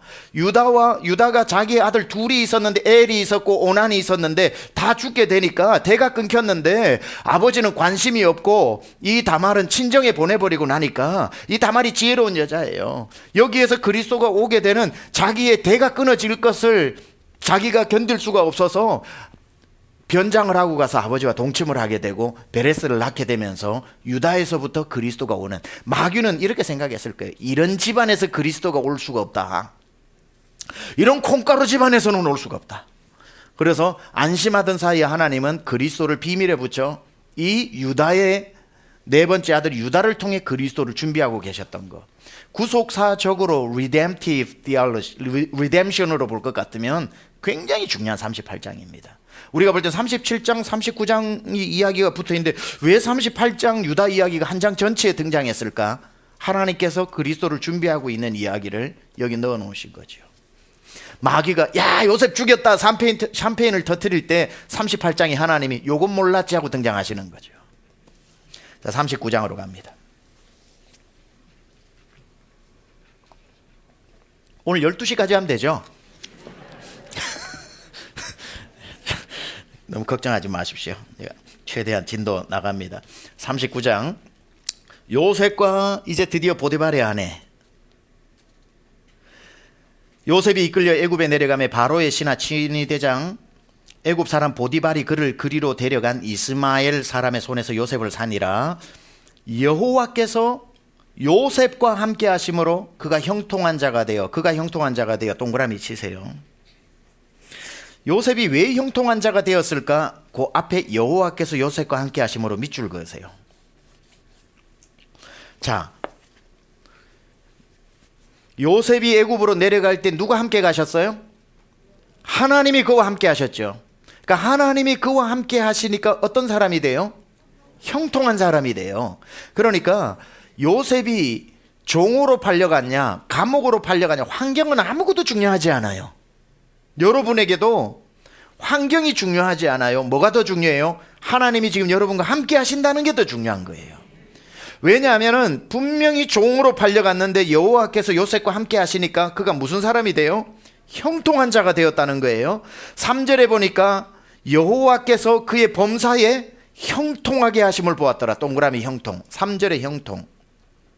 4절에 보니까 요셉이 그 주인에게 은혜를 입어. 은혜 동그라미. 5절에 보니까 그가 요셉에게 자기의 집과 그의 모든 소유물을 주관하게 한 때부터 여호와께서 요셉을 위하여 그 애굽 사람의 집에 복을 내리심으로 여호와의 복 동그라미. 여호와의 복 동그라미. 자, 분명히 우리 눈에는 참 기구하기 짝이 없는 가족에게 버림을 받아 형들에게 죽을 위기를 벗어나 종으로 팔려왔는데 성경은 어울리지 않는 단어들이 연속해서 나오는 거죠. 형통, 은혜, 복. 이게 하나님이 함께 하시는 자에게 일어나는 하나님의 주시는 선물입니다. 여러분 절대로 하나님하고 동행하시기 바랍니다. 그게 더 중요합니다. 환경을 바꾸려고 애쓰지 말고 하나님한테 딱 붙어 있으면 어떤 환경 안에서도 이런 단어들이 형통, 은혜, 복, 하나님께서 함께 하시는 이러한 일들 요셉을 통해서 우리에게 보여주는 겁니다. 성경의 이야기는 그 사람의 이야기가 아니라 우리의 이야기를 그 사람의 이야기로 담고 있다는 거 기억하셔야 됩니다. 왜 요셉의 이야기를 담았는가? 요셉 한 사람에게 특별히 일어난 사건이 아니라 하나님의 자녀들에게 일어나는 이야기를 요셉 이야기 속에 담아 놓은 겁니다. 이건 충분히 우리의 이야기가 될 수 있다는 거. 자, 그때 이제 이 요셉이 워낙 준수하고 워낙 뭐 이렇게 잘 생겼던 것 같아요. 그러니까 보디발의 아내가 계속 유혹을 하죠. 하면서 이렇게 이제 계속해서 이제 문 뒤에 숨었다가 이제 나타나고 뭐 이렇게 목욕하는데 문 열어놓고 목욕하고 뭐 이렇게. 그러니까 뭐 7절에 그 후에 그의 주인 아내가 요셉에게 눈짓하다가 동침하기를 청하니 요셉이 거절하며 자기 주인의 아내에게 이르되 내 주인이 집안의 모든 소유를 간섭하지 아니하고 다 내 손에 위탁하였으니 9절 쭉 한번 줄거세요. 이 집에는 나보다 큰 이가 없으며 주인이 아무것도 내게 금하지 아니하였어도 금한 것은 당신뿐이니 당신은 그의 아내임이라. 그런즉 내가 어찌 이 큰 악을 행하여 하나님께 죄를 지으리까. 왜 줄을 그으라고 했냐면은 누구랑 상당히 비교가 돼요. 아담 하와는 동산에 있는 걸 다 따먹되 동산 중앙에 있는 선악을 알게 하는 나무는 따먹지 마라 라고 했을 때에 다 먹으라 그러고 먹지 마라 그랬던 그것을 아담은 따먹었지만 똑같잖아요. 이 집에 나보다 큰 이가 없으면 주인이 아무것도 내게 금하지 아니하였어도 금한 것은 당신뿐이니 절대로 손을 대지 않잖아요. 요셉이 훌륭한 사람입니다.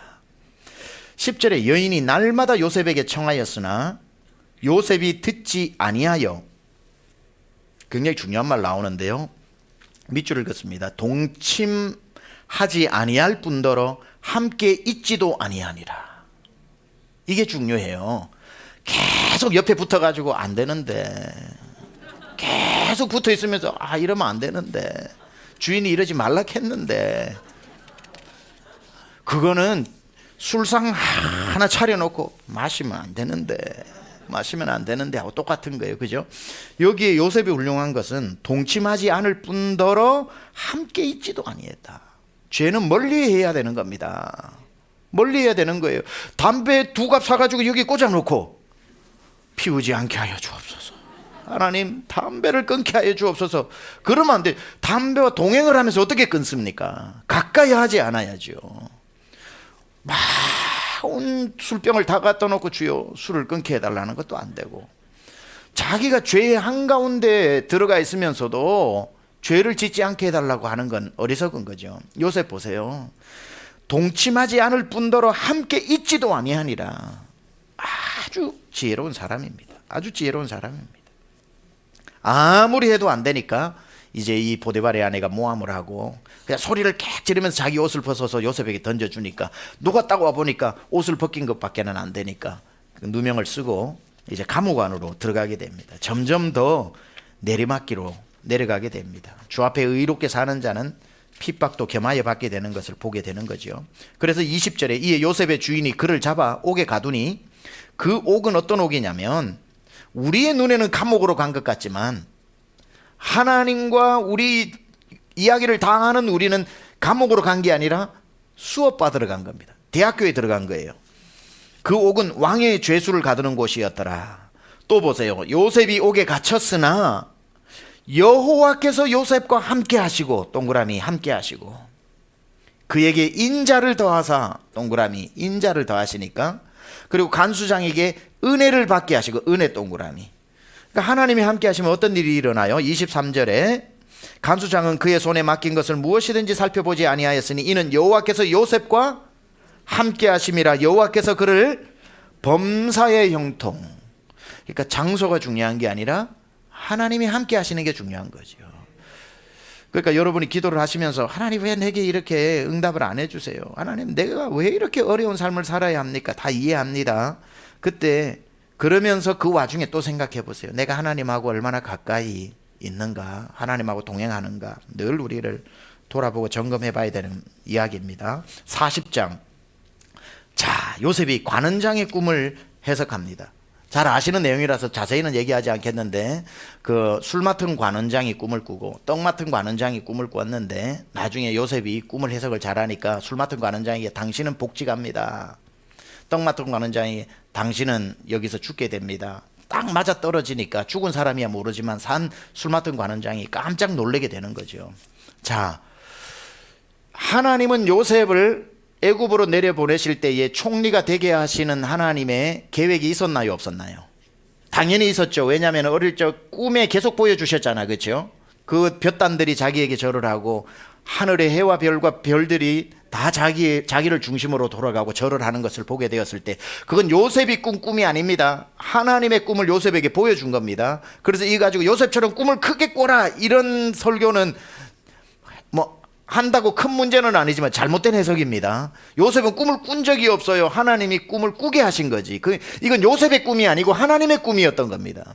하나님의 계획이었던 거예요. 그러니까 하나님이 요셉을 애굽으로 내려가게 했을 때에 그에게 부모도 그에게 절을 할 수밖에 없는 높은 자리로 세우는 것이 하나님의 계획이었던 거죠. 그러니까 죄수로 팔려가고 감옥 안에 들어가는 모든 것 속에서도 하나님의 계획이 있는 거죠. 그 안으로 들어가서 술 맡은 관원장하고 그 어떻게 잡혀 들어간 곳이 왕의 죄수들을 가두는 곳이었기 때문에 전부 거기에는 중요한 사람들이 누명을 쓰거나 진짜 잘못해서 들어온 사람들이니까. 자, 앞으로 하나님은 요셉을 통해서 총리 대신이 되게 하는 꿈이 있으니까 그를 훈련시켜야 되는 거죠. 먼저 그가 종으로 팔려간 집이 누구 집입니까? 친위 대장인 보디발 장군의 집이죠. 요즘으로 말하면 국방부 장관 아니겠습니까? 그렇죠? 그러니까 애굽 전체의 국방에 대한 것을 그 집 전체 가정 총무로 있으면서 다 배운 거예요. 그러니까 국방학을 다 배우게 하신 거예요, 하나님이. 다윗이 그 14년 동안 광야를 돌면서 블레셋과 앞으로 전쟁할 광야에서 왕의 수업을 한 것처럼 보디발을 통해서 나라 군비 시스템이라든지 국방을 다 배우게 됐죠. 그리고 감옥 안에 들어와서 둘을 만났는데 술 맡은 관원장은 외교부 장관입니다. 외무부 장관이에요. 술 맡은 관원장이. 그러니까 이 애굽을 통해서 외교에 대한 이야기를 함께 죄수 생활을 하면서 다 배우게 된 거예요. 떡 맡은 관원장이 뭐냐면은 내무부 장관입니다. 나라의 살림을 맡은 사람이에요. 같이 있으면서 나라의 살림을 다 배우게 된 겁니다. 하나님의 손길이 보이죠. 앞으로 요셉을 애굽의 바이스 프레지던트, 미니스터로 프라임 미니스터, 총리 대신으로 세워야 되는데 총리 대신으로 세우기 위해서 그에게 국방을 가르치셨고 그리고 그에게 외교를 가르쳤고 그리고 그에게 나라 살림을 가르쳤다는 거죠. 그냥 우리가 생각을 할 때는 죄수로 팔려가고 종으로 팔려간 것 같지만 하나님은 그 상황 가운데에서 하나님이 그를 겸비시키고 계셨다는 것. 우리의 삶 가운데서 일어나고 있는 전혀 원치 않았던 내가 겪고 있는 이 억울한 일들 속에서도 하나님의 준비는 차질 없이 되어져 가고 있다는 것. 이게 굉장히 우리가 요셉을 통해서 봐야 할 중요한 교훈입니다. 자, 그렇게 쭉 해서 술 맡은 관원장의 꿈을 딱 해석해주고 나니까 3일 만에 술 맡은 관원장이 복직이 딱 되는 거예요. 그래서 나가면서 내가 반드시 너를 빼내주겠다, 빼내달라고, 나를 기억해달라고 하니까 그 사람이 화장실 갈 때하고 나갈 때하고 다르지 않습니까? 딱 나가니까 뭐 할 일도 많고 뭐 감옥 안에 있는 그 사람을 또 뭘 기억을 하겠으며 또 내 부끄러운 과거를 아는 사람을 빼내줘 가지고 다니면서 저 사람 감옥에 있었는데 그 얘기를 들을 게 뭐가 있겠습니까? 요셉이 안 나오는 게 좋지, 나와가지고 내 부끄러운 과거를 아는 건 좋지 않잖아요. 너는 영원히 감옥에 있으면 좋겠다, 이 마음이 있었던 것 같아요. 그리고 딱 잊어버립니다. 23절에 보니까 술 맡은 관원장이 요셉을 기억하지 못하고 그를 잊었더라, 이렇게 나오거든요. 근데 여러분, 여기 질문 한번 드려볼게요. 이 술 맡은 관원장이 요셉을 잊었을까요? 하나님이 잊게 하셨을까요? 어떻게 하셔요? 왜냐하면 하나님이 이 술 맡은 관원장이 요셉을 기억하고 바로 빼내버리면 타이밍이 안 맞아요. 바로가 꿈을 안 꿨기 때문에. 그러니까 나와가지고 그냥 그 애굽에서 외국인으로, 표현이 좀 그렇습니다, 초상집 개처럼 돌아다니면서 그냥 타국에 와가지고 그냥 허드렛 일이나 하면서 살아야 될지 모르는 일이죠. 감옥에서는 나왔는지 몰라도. 그러니까 술 맡은 관원장이 나가자마자 요셉의 은혜를 기억하여 빼내주더라 하면 아무 일도 안 돼버리는. 그래서 하나님이 기억나지 못하게 하신 거죠. 언제까지? 바로가 꿈을 꿀 때까지. 그러니까 하나님의 타이밍이 있다는 거예요. 여러분에게 누가 약속을 하면서 내가 반드시 당신 기억하고 해주겠다 했는데 그 사람 지금 새까맣게 잊어버리고 있더라도 다 때가 이르면 기억나게 해서 여러분의 고개를 들게 하실 줄 믿습니다. 그 하나님의 때를 기다리는 게 중요하다. 41장. 이제 요셉이 드디어 때가 와서 바로가 꿈을 꾸게 되는 거죠. 두 꿈을 꿉니다. 살찐 암소가 있는데 파리한 암소가 올라가서 살찐 암소를 탁 잡아먹고, 또 아주 잘 익은 곡식이 있는데 아주 앙상한 곡식이 그걸 잡아먹는 꿈을 꿨는데, 애굽의 술사와 박수무당이고 누구고 점쟁이고 다 불러가지고 꿈을 해석했는데 아무도 해석을 못하자, 그때야 술 맡은 관원장이 왕이시여 내 지난날 부끄러운 일을 추억하니 하면서 꿈 해석하는 신비한 사람이 내 꿈을 해석해서 3일 만에 나는 복직되고 죽는다고 했던 사람은 떡 맡은 관원장은 죽었나이다, 당장 끌어내라, 당장 데리고 오라. 그렇게 해서 죄수의 옷을 벗고 이제 다시 자유인의 옷을 갈아입게 되는 일입니다. 그래서 딱 나와가지고 요셉이 이제 해석을 해주죠. 이것은 7년 풍년이 들 것이고 7년 흉년이 올 것이니 7년 풍년 동안 잘 곡식을 모아두었다가 이 구유를 하면서 백성들을 살리고 주변 왕국에서 다 기근이 들어서 올 때에 그것을 주면서 중앙 집권으로 애굽이 오히려 거대한 제국이 되도록 요셉이 그걸 다 말을 해줘요. 꿈만 해석해 준 게 아니라. 꿈만 해석해 주는 사람이었다면 그거는 7년 풍년이고요, 그 다음에 7년 흉년 옵니다, 그 다음에 저도 모르겠고요, 이랬으면 끝났을 텐데, 그런 일이 있으니 어떻게 준비를 하셔서 어떻게 대비를 하시고 그때 어떻게 해서 이 나라가 강국을 이루십시오라고 딱 얘기를 해주니, 보디발에게 배우고 술 맡은 관원장에게 배우고 떡 맡은 관원장에게 배우고 감옥 안에서 겸비되어져서 나오니까 술술 다 나오게 하시더라는 거죠. 놀라운 일입니다. 그러니 37장 7절에 요셉이 애굽에 뭐가 돼요?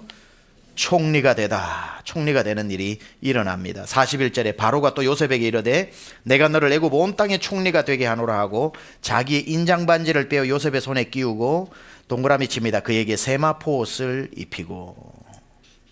요셉의 옷의 변천사가 굉장히 의미 있습니다. 자, 그렇게 해서 넘어가겠습니다. 이제 창세기 42장. 기근이 동네에 이스라엘에도 기근이 들었죠. 그러니까 이제 형들이 내려오는 것 아닙니까? 그게 42장 1절 2절 야곱이 또 이르되 내가 들은즉 저 애굽에 곡식이 있다 하니 너희는 그리로 가서 거기서 우리를 위하여 사오라. 그러면 우리가 살고 죽지 아니하리라 하매 기근입니다. 항상 마귀의 제노사이드, 대량 학살 기근. 그러나 하나님은 이 기근이 들어서 루벤, 시몬, 레위, 유다 다 일가족들이 죽을 것을 미리 아시고 요셉을 미리 앞서 보내어서 애굽에서 살 길을 열어놓으시는 거죠. 그러니까 죽이는 자와 살리는 이의 이 긴장을 우리는 이 창세기에서 신랄하게 볼 수 있습니다. 그 이제 요셉이 앉아가지고 전 나라를 다스리고 있는데 이스라엘에서 온 사람들을 보니까 이게 웬일입니까? 형들이 내려온 거죠. 형들이 내려와서 참 놀라운 드라마입니다. 여러분 다 아시니까 그냥 넘어가겠습니다. 자, 쭉쭉 넘어가겠습니다. 자, 다 아시는 얘기니까. 자, 43장, 이게 뭐 레위기라도 돼야 여러분 모르는 걸 제가 신비하게 가르쳐 드리겠는데 다 아는 얘기인데 뭐 뭔 얘기를 하겠어요 제가. 43장, 이제 형들이 베냐민을 데리고 애굽으로 가다. 그러니까 처음에 이제 곡식을 구해오라고 아버지 야곱이 내려보낼 때 다 내려보냈는데 누구를 안 내려보냈죠? 막내 아들 베냐민. 왜냐하면은 그 형인 요셉까지, 내 사랑하는 아내 라헬의 첫째 아들 요셉까지 짐승에 찢겨가지고 죽었는데 베냐민까지 타국으로 곡식 구하러 보냈다가 죽어버리면 야곱은 거의 무덤으로 내려가는 자와 같아서 이제 그 베냐민을 끼고 있고 나머지를 내려보내니까 요셉의 입장에서는 누가 제일 보고 싶었겠어요? 자기 친동생 베냐민을 보고 싶은데 베냐민만 쏙 빠졌으니까. 그래가지고 볼모로 한 명 시몬인가를 잡고 난 뒤에 다시 올라가서 베냐민 안 데리고 오면 안 된다. 그렇게 해가지고 베냐민을 데리고 오도록 이제 돌려보내니까 야곱이 왜 왔느냐, 그러니까 여차여차해서 우리 동생 베냐민을 안 데리고 가면은 뭐 또 그 볼모로 잡아놓은 우리 형제를 죽인다고 하더이다. 야곱이 땅을 치면서 야 이놈들아, 왜 베냐민 얘기 안 하면 되지, 있다고 얘기해가지고 그렇게 나를 무덤으로 내려가게 하느냐. 이제 엎질러진 물 어떡합니까? 베냐민 데리고 가가지고 우리가 반드시, 이제 유다가 거기에서 내 생명을 걸고 반드시 가서 우리 형제 다 데리고 곡식 구해서 오겠나이다 라고 하면서 이제 아버지를 설득하고 베냐민을 데리고 내려갑니다. 그게 이제 44장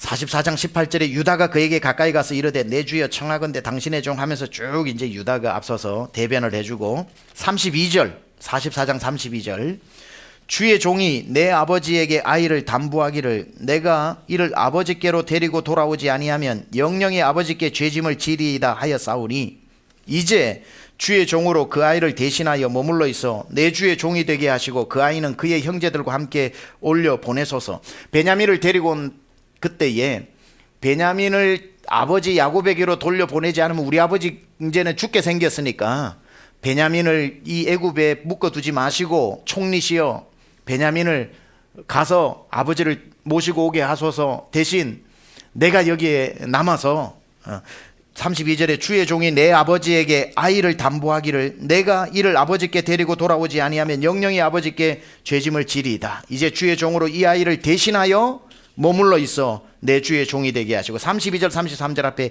JJ 쓰세요. 유다 족속에게서 나온 그리스도, 이제 주의 종으로 그 아이를 대신하여 머물러 있어 내 주의 종이 되게 하고 그 아이는 그의 형제들과 함께 올려 보내소서. 유다의 이야기가 뒤로 가면 좀 나옵니다. 창세기 45장 요셉이 형들에게 자기를 밝히다.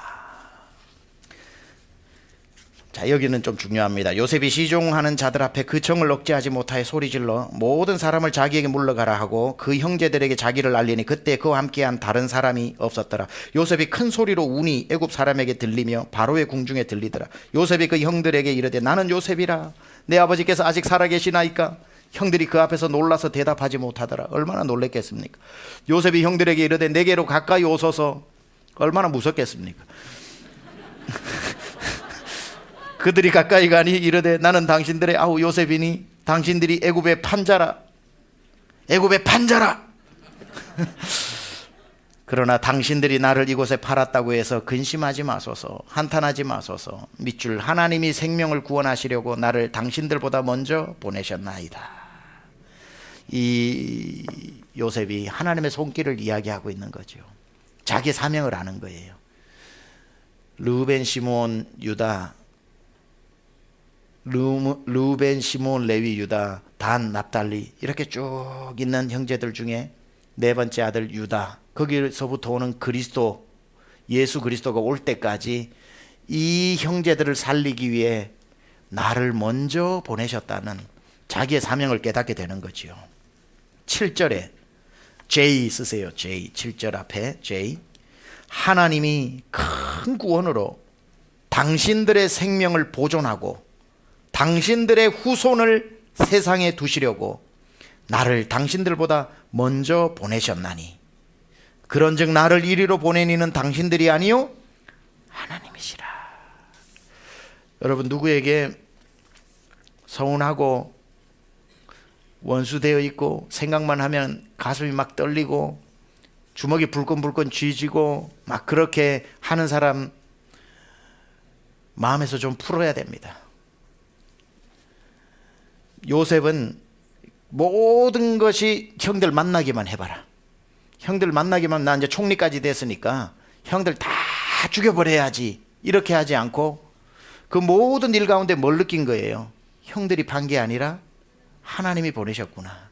아, 여기에는 하나님의 손길이 있는 것이구나. 좀 은혜되는 부분이 뭐냐면요, 시편 105편에는 이 이야기가 쭉 역사로 기록되어 있는데 시편 105편 16절부터 요셉의 이야기가 나옵니다. 요셉의 이야기가 쭉 나오는데 그는 애굽으로 내려갔고 그의 발이 착고에 차였고 이러면서 쭉 요셉의 이야기가 시편 105편에 나오는데 이 시편에 나오는 요셉의 이야기 전체에 등장하는 동사가 다 수동태입니다. 능동태가 하나도 없어요. 무엇을 의미합니까?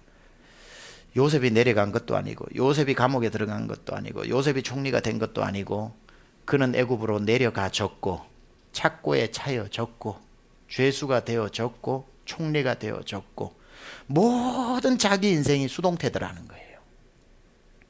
우리 인생의 능동태는 하나님이시고요, 우리는 어떤 일을 만나 경험을 해도 다 수동태입니다. 하나님의 손 안에 있다는 거예요. 하나님이 그 일을, 끔찍하지만 그 일을 경험케 하시고 또 하나님은 나를 떠나지 않고 또 일을 경험하게 하심으로 결국에는 하나님의 손이 나를 빚어 만들어 가시는 것. 여기에서 이 요셉이 하나님의 손길을 느낀 거예요. 형님들이 날 판 게 아니라 하나님께서 당신들 살리려고 날 앞서 보내셨다는 그 사명을 느끼게 된 거죠. 저는 여러분 손에 있는, 여러분을 붙잡고 있는 하나님의 손을 느끼시고 우리 인생을 기쁘게 하나님 앞에 수동태로 드릴 수 있기를 축복합니다.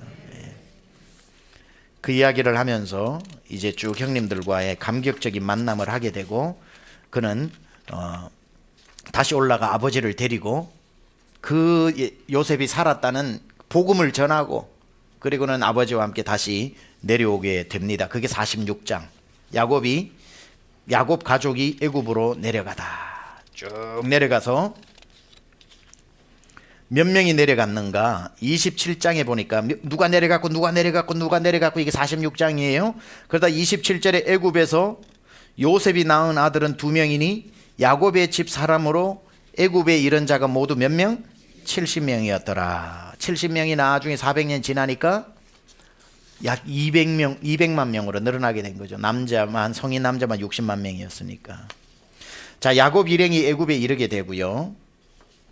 그러고 난 뒤에 그들이 머물게 된 곳이 어디냐면은 고센 땅입니다. 고센 땅. 34절에 당신들은 이러기를 주의 종들은 어렸을 때부터 지금까지 목축하는 자들이온데 우리와 우리 선조가 다 그러하니이다 하소서. 애굽 사람은 다 목축을 가증히 여기나니, 농경문화거든요. 유목문화가 아니니까 목축을 가증히 여기나니 당신들이 고센 땅에 살게 되리이다. 그러니까 애굽은 이 말이라든지 목축을 잘 안 해요. 그래서 중개무역으로 했던 솔로몬이 저 북방에서 말을 수입해서 애굽에 파는 거예요.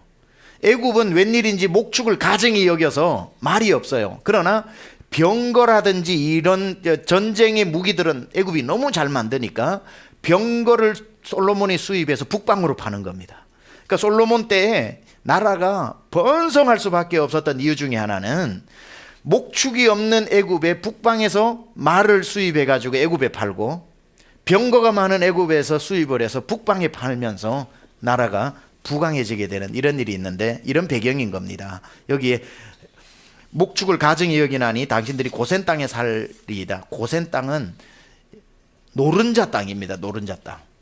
거기에 이 야곱 일가가 데리고 온 많은 양과 말과 이런 것들을 가지고 들어가 버리니까 거기에서 아무도 가정이 여기니까 안 들어와서 살죠. 제일 좋은 땅 자기들이 다 차지해서 사는 겁니다. 자, 이제 5분만 하고 마치겠습니다. 복음이죠. 이런 게 복음인 겁니다. 5분만 하고 마치겠습니다. 창세기 47장에 이제 그들이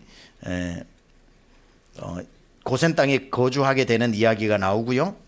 야곱이 바로 앞에 서는 이야기가 여기에 나오고, 그리고 13절부터 기근이 점점 심해지면서 오히려 이 요셉의 지혜를 발휘해 가지고 기근이 많으니까 주변 나라에서 오고, 그 당시에는 바로의 나라가 중앙 집권화가 되지 않았습니다.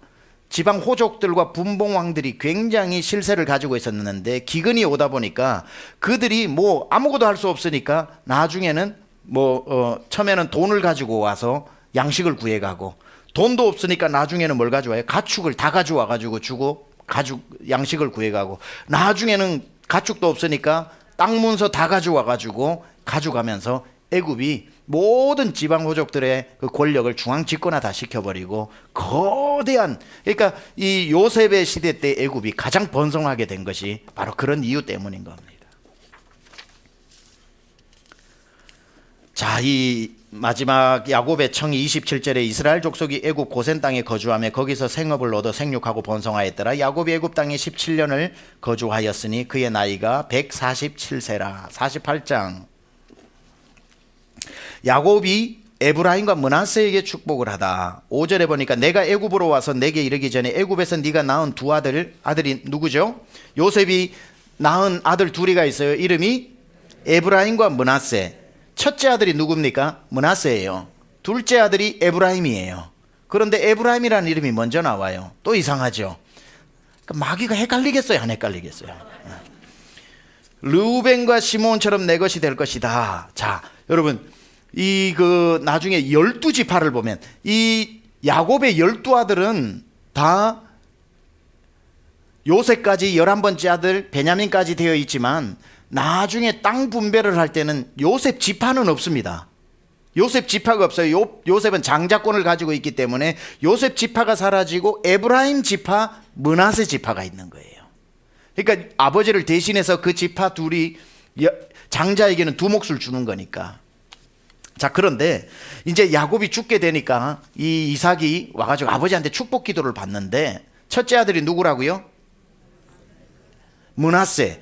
그러니까 아버지, 아들 므낫세가 장자입니다. 장자니까 축복해달라고 야곱의 오른손 밑에 딱 머리를 넣고 에브라임은 왼손 밑에 딱 놓고 난 뒤에 아버지 이제 마음껏 축복해 주세요 하니까 축복을 해야 되는데 이제 마귀가 보고 있을 거 아니에요. 요 손을 얹으 저놈한테서 이제 뭐가 이렇게 또 흘러가는구나 했는데 기도를 하는데 야곱이 어떻게 해요? 요렇게 안수를 해버리는 거예요. 요렇게 안수를 해가지고 갑자기 둘째 에브라임이 장자가 돼버렸어. 참 신비합니다. 네. 여하튼 그 이야기가 여기 나와 있고 이제 마지막 49장 거의 다 왔습니다. 이제 49장은 뭐에 대한 이야기냐면은 이제 야곱이 죽기 직전에 12아들 다 불러놓고 그에 대한 축복 기도를 해주는 겁니다. 축복 기도를 해주는데 보시면 됐고요. 르우벤은 이렇고 시몬은 이렇고 쭉 하다가 8절, 그게 앞에 8절 앞에 J, 9절 앞에 J, 10절 앞에 J, 예수님에 대한 예언이 들어있습니다. 유다야, 유다 지파에서 나오는 거죠. 너는 내 형제의 찬송이 될지라. 내 손이 내 원수의 목을 잡을 것이요. 그러니까 마귀를 멸하는 거기에 대한 부분이죠. 내 아버지의 아들들이 내 앞에 절하리로다. 유다는 사자 새끼로다. 내 아들아, 너는 움킨 것을 찢고 올라갔도다. 그가 엎드리고 웅크림이 수사자 같고 암사자 같으니 누가 그를 범할 수 있으랴. 10절이 중요합니다. 규가 유다를 떠나지 아니하며, 여기서 규가 뭐냐면 통치자의 지팡이입니다. 그러니까 왕권을 말하는 거예요. 통치자의 지팡이가 유다를 떠나지 아니하며 통치자의 지팡이가 그 발 사이에서 떠나지 아니하기를. 규가 지휘봉이에요. 지휘봉. 언제까지? 실로가 오시기까지 이르리니 그에게 모든 백성이 복종하리로다. 실로의 뜻이 뭐냐면 평화의 사람, 이 뜻입니다. 그러니까 네가 앞으로 지휘봉이 네 손에서 떠나지 않고 너에게서 대대로 왕족이 나올 것인데, 언제까지? 실로가 올 때까지. 실로는 누구냐? 평화의 사람이 올 때까지. 그분이 누구죠? 예수 그리스도가 올 때까지, 이 말입니다. 실로의 다른 뜻은 그것은 누구의 것이다, 이 뜻이 실로예요. 그것은 누구의 것이다. 그러니 이걸 그대로 해석하면 이런 뜻입니다. 규가 있잖아요. 규의 주인이 올 때까지, 이 말입니다. 내 손에 규를 줄 테니까, 지휘봉을 줄 테니까 이 규의 주인이 올 때까지 내가 떠나지 않겠다. 그 지휘봉을 최종적으로 지시는 분이 예수 그리스도라는 거죠. 여기에 예수 그리스도의 이야기가 정확하게 담겨져 있습니다. 자, 그 다음 페이지에서 요셉의 축복이 나오고요. 마지막 50장. 요셉이 그 아버지 얼굴을 굽으려 울며, 이제 야곱이 그 바로 49장에 죽게 되고요. 이제 요셉이 아버지의 그 장례식을 치르는 장면이 여기에 나옵니다. 그리고 그 아버지를 애굽에 묻지 말고 고향에 묻어달라는 얘기를 듣고 많은 가족들을 데리고 가서 어디에 묻냐면 할아버지 아브라함부터 묻혀있는 막벨라 굴, 막벨라가 지금 어디라고요? 헤브론입니다. 헤브론. 거기에 장사하게 되는 이야기. 그리고 요셉이 15절부터 형들을, 아버지가 죽고 나니까 형들이 얼마나 떨리겠어요. 아버지가 있을 때는 그래도 괜찮았는데, 그러니까 요셉이 형들을 위로하는 겁니다. 걱정하지 마세요. 아니, 하나님이 보냈다니까 왜 안 믿어요? 이러면서. 그러고 난 뒤에 마지막 22절부터 요셉이 드디어 죽게 됩니다. 요셉이 그의 아버지의 가족과 함께 애굽에 거주하여 110세를 살며 에브라임의 자손 3대를 보았으며 므낫세의 아들 마길의 아들들도 요셉의 스라에서 양육되었더라. 요셉이 그의 형제들에게 이르되 나는 죽을 것이나 하나님이 당신들을 돌보시고 당신들을 이 땅에서 인도하여 내사 아브라함과 이삭과 야곱에게 맹세하신 땅에 이르게 하시리라 하고, 요셉이 또 이스라엘 자손에게 맹세시켜 이르기를 하나님이 반드시 당신들을 돌보시리니 당신들은 여기서 내 해골을 메고 올라가겠다 하였더라. 요셉이 110세에 죽음에 그들이 그의 몸에 향재료를 넣고 애굽에서 입관하였더라.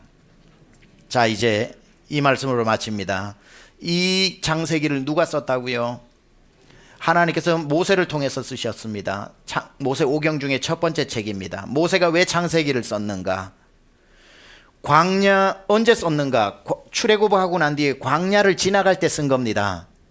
백성들을 앉혀놓고 왜 우리가 애굽에서 지금 나온 줄 아느냐? 그걸 설명하기 위해 왜 우리 조상이 애굽으로 들어갔느냐? 라고 했던 그 옛날 애굽으로 내려간 이야기를 써야 하기 때문에, 첫째, 세상의 기원이 어떻게 되었고 우리 조상 아브라함은 어디서 나오게 되었고 아브라함의 씨앗에서부터 어떻게 우리가 야곱 때에 애굽으로 들어가게 되었고 우리는 400년이 지나 이 거대한 민족이 되어 나와 광야에 당신과 내가 있는지에 대한 이야기를 자세히 기술한 것이 창세기였고, 이 창세기 속에 여러분하고 아주 미숙한 자가 월요일부터 오늘까지 나름대로 최선을 다해 그리스도를 힘있게 증거했는데, 어쨌든 여러분 이 책 50장까지 다 뗐으니까 여러분들 집에 폼나게 꽂아 놓으시고 우리 이거 매 1년에 2권씩 해서 66권 다 뗄 때까지 우리 한번 이렇게 계속해서 말씀을 배워나가기를 또 바라면서 월화수목금 인도하신 하나님 앞에 박수영 올리겠습니다. 그 크신 하나님의 사랑 말로 다 형용 못하니 찬양하고 제가 기도로 마치겠습니다. 그 크신 하나님의 사랑, 그 크신 하나님의 사랑 말로 다 형용 못하네.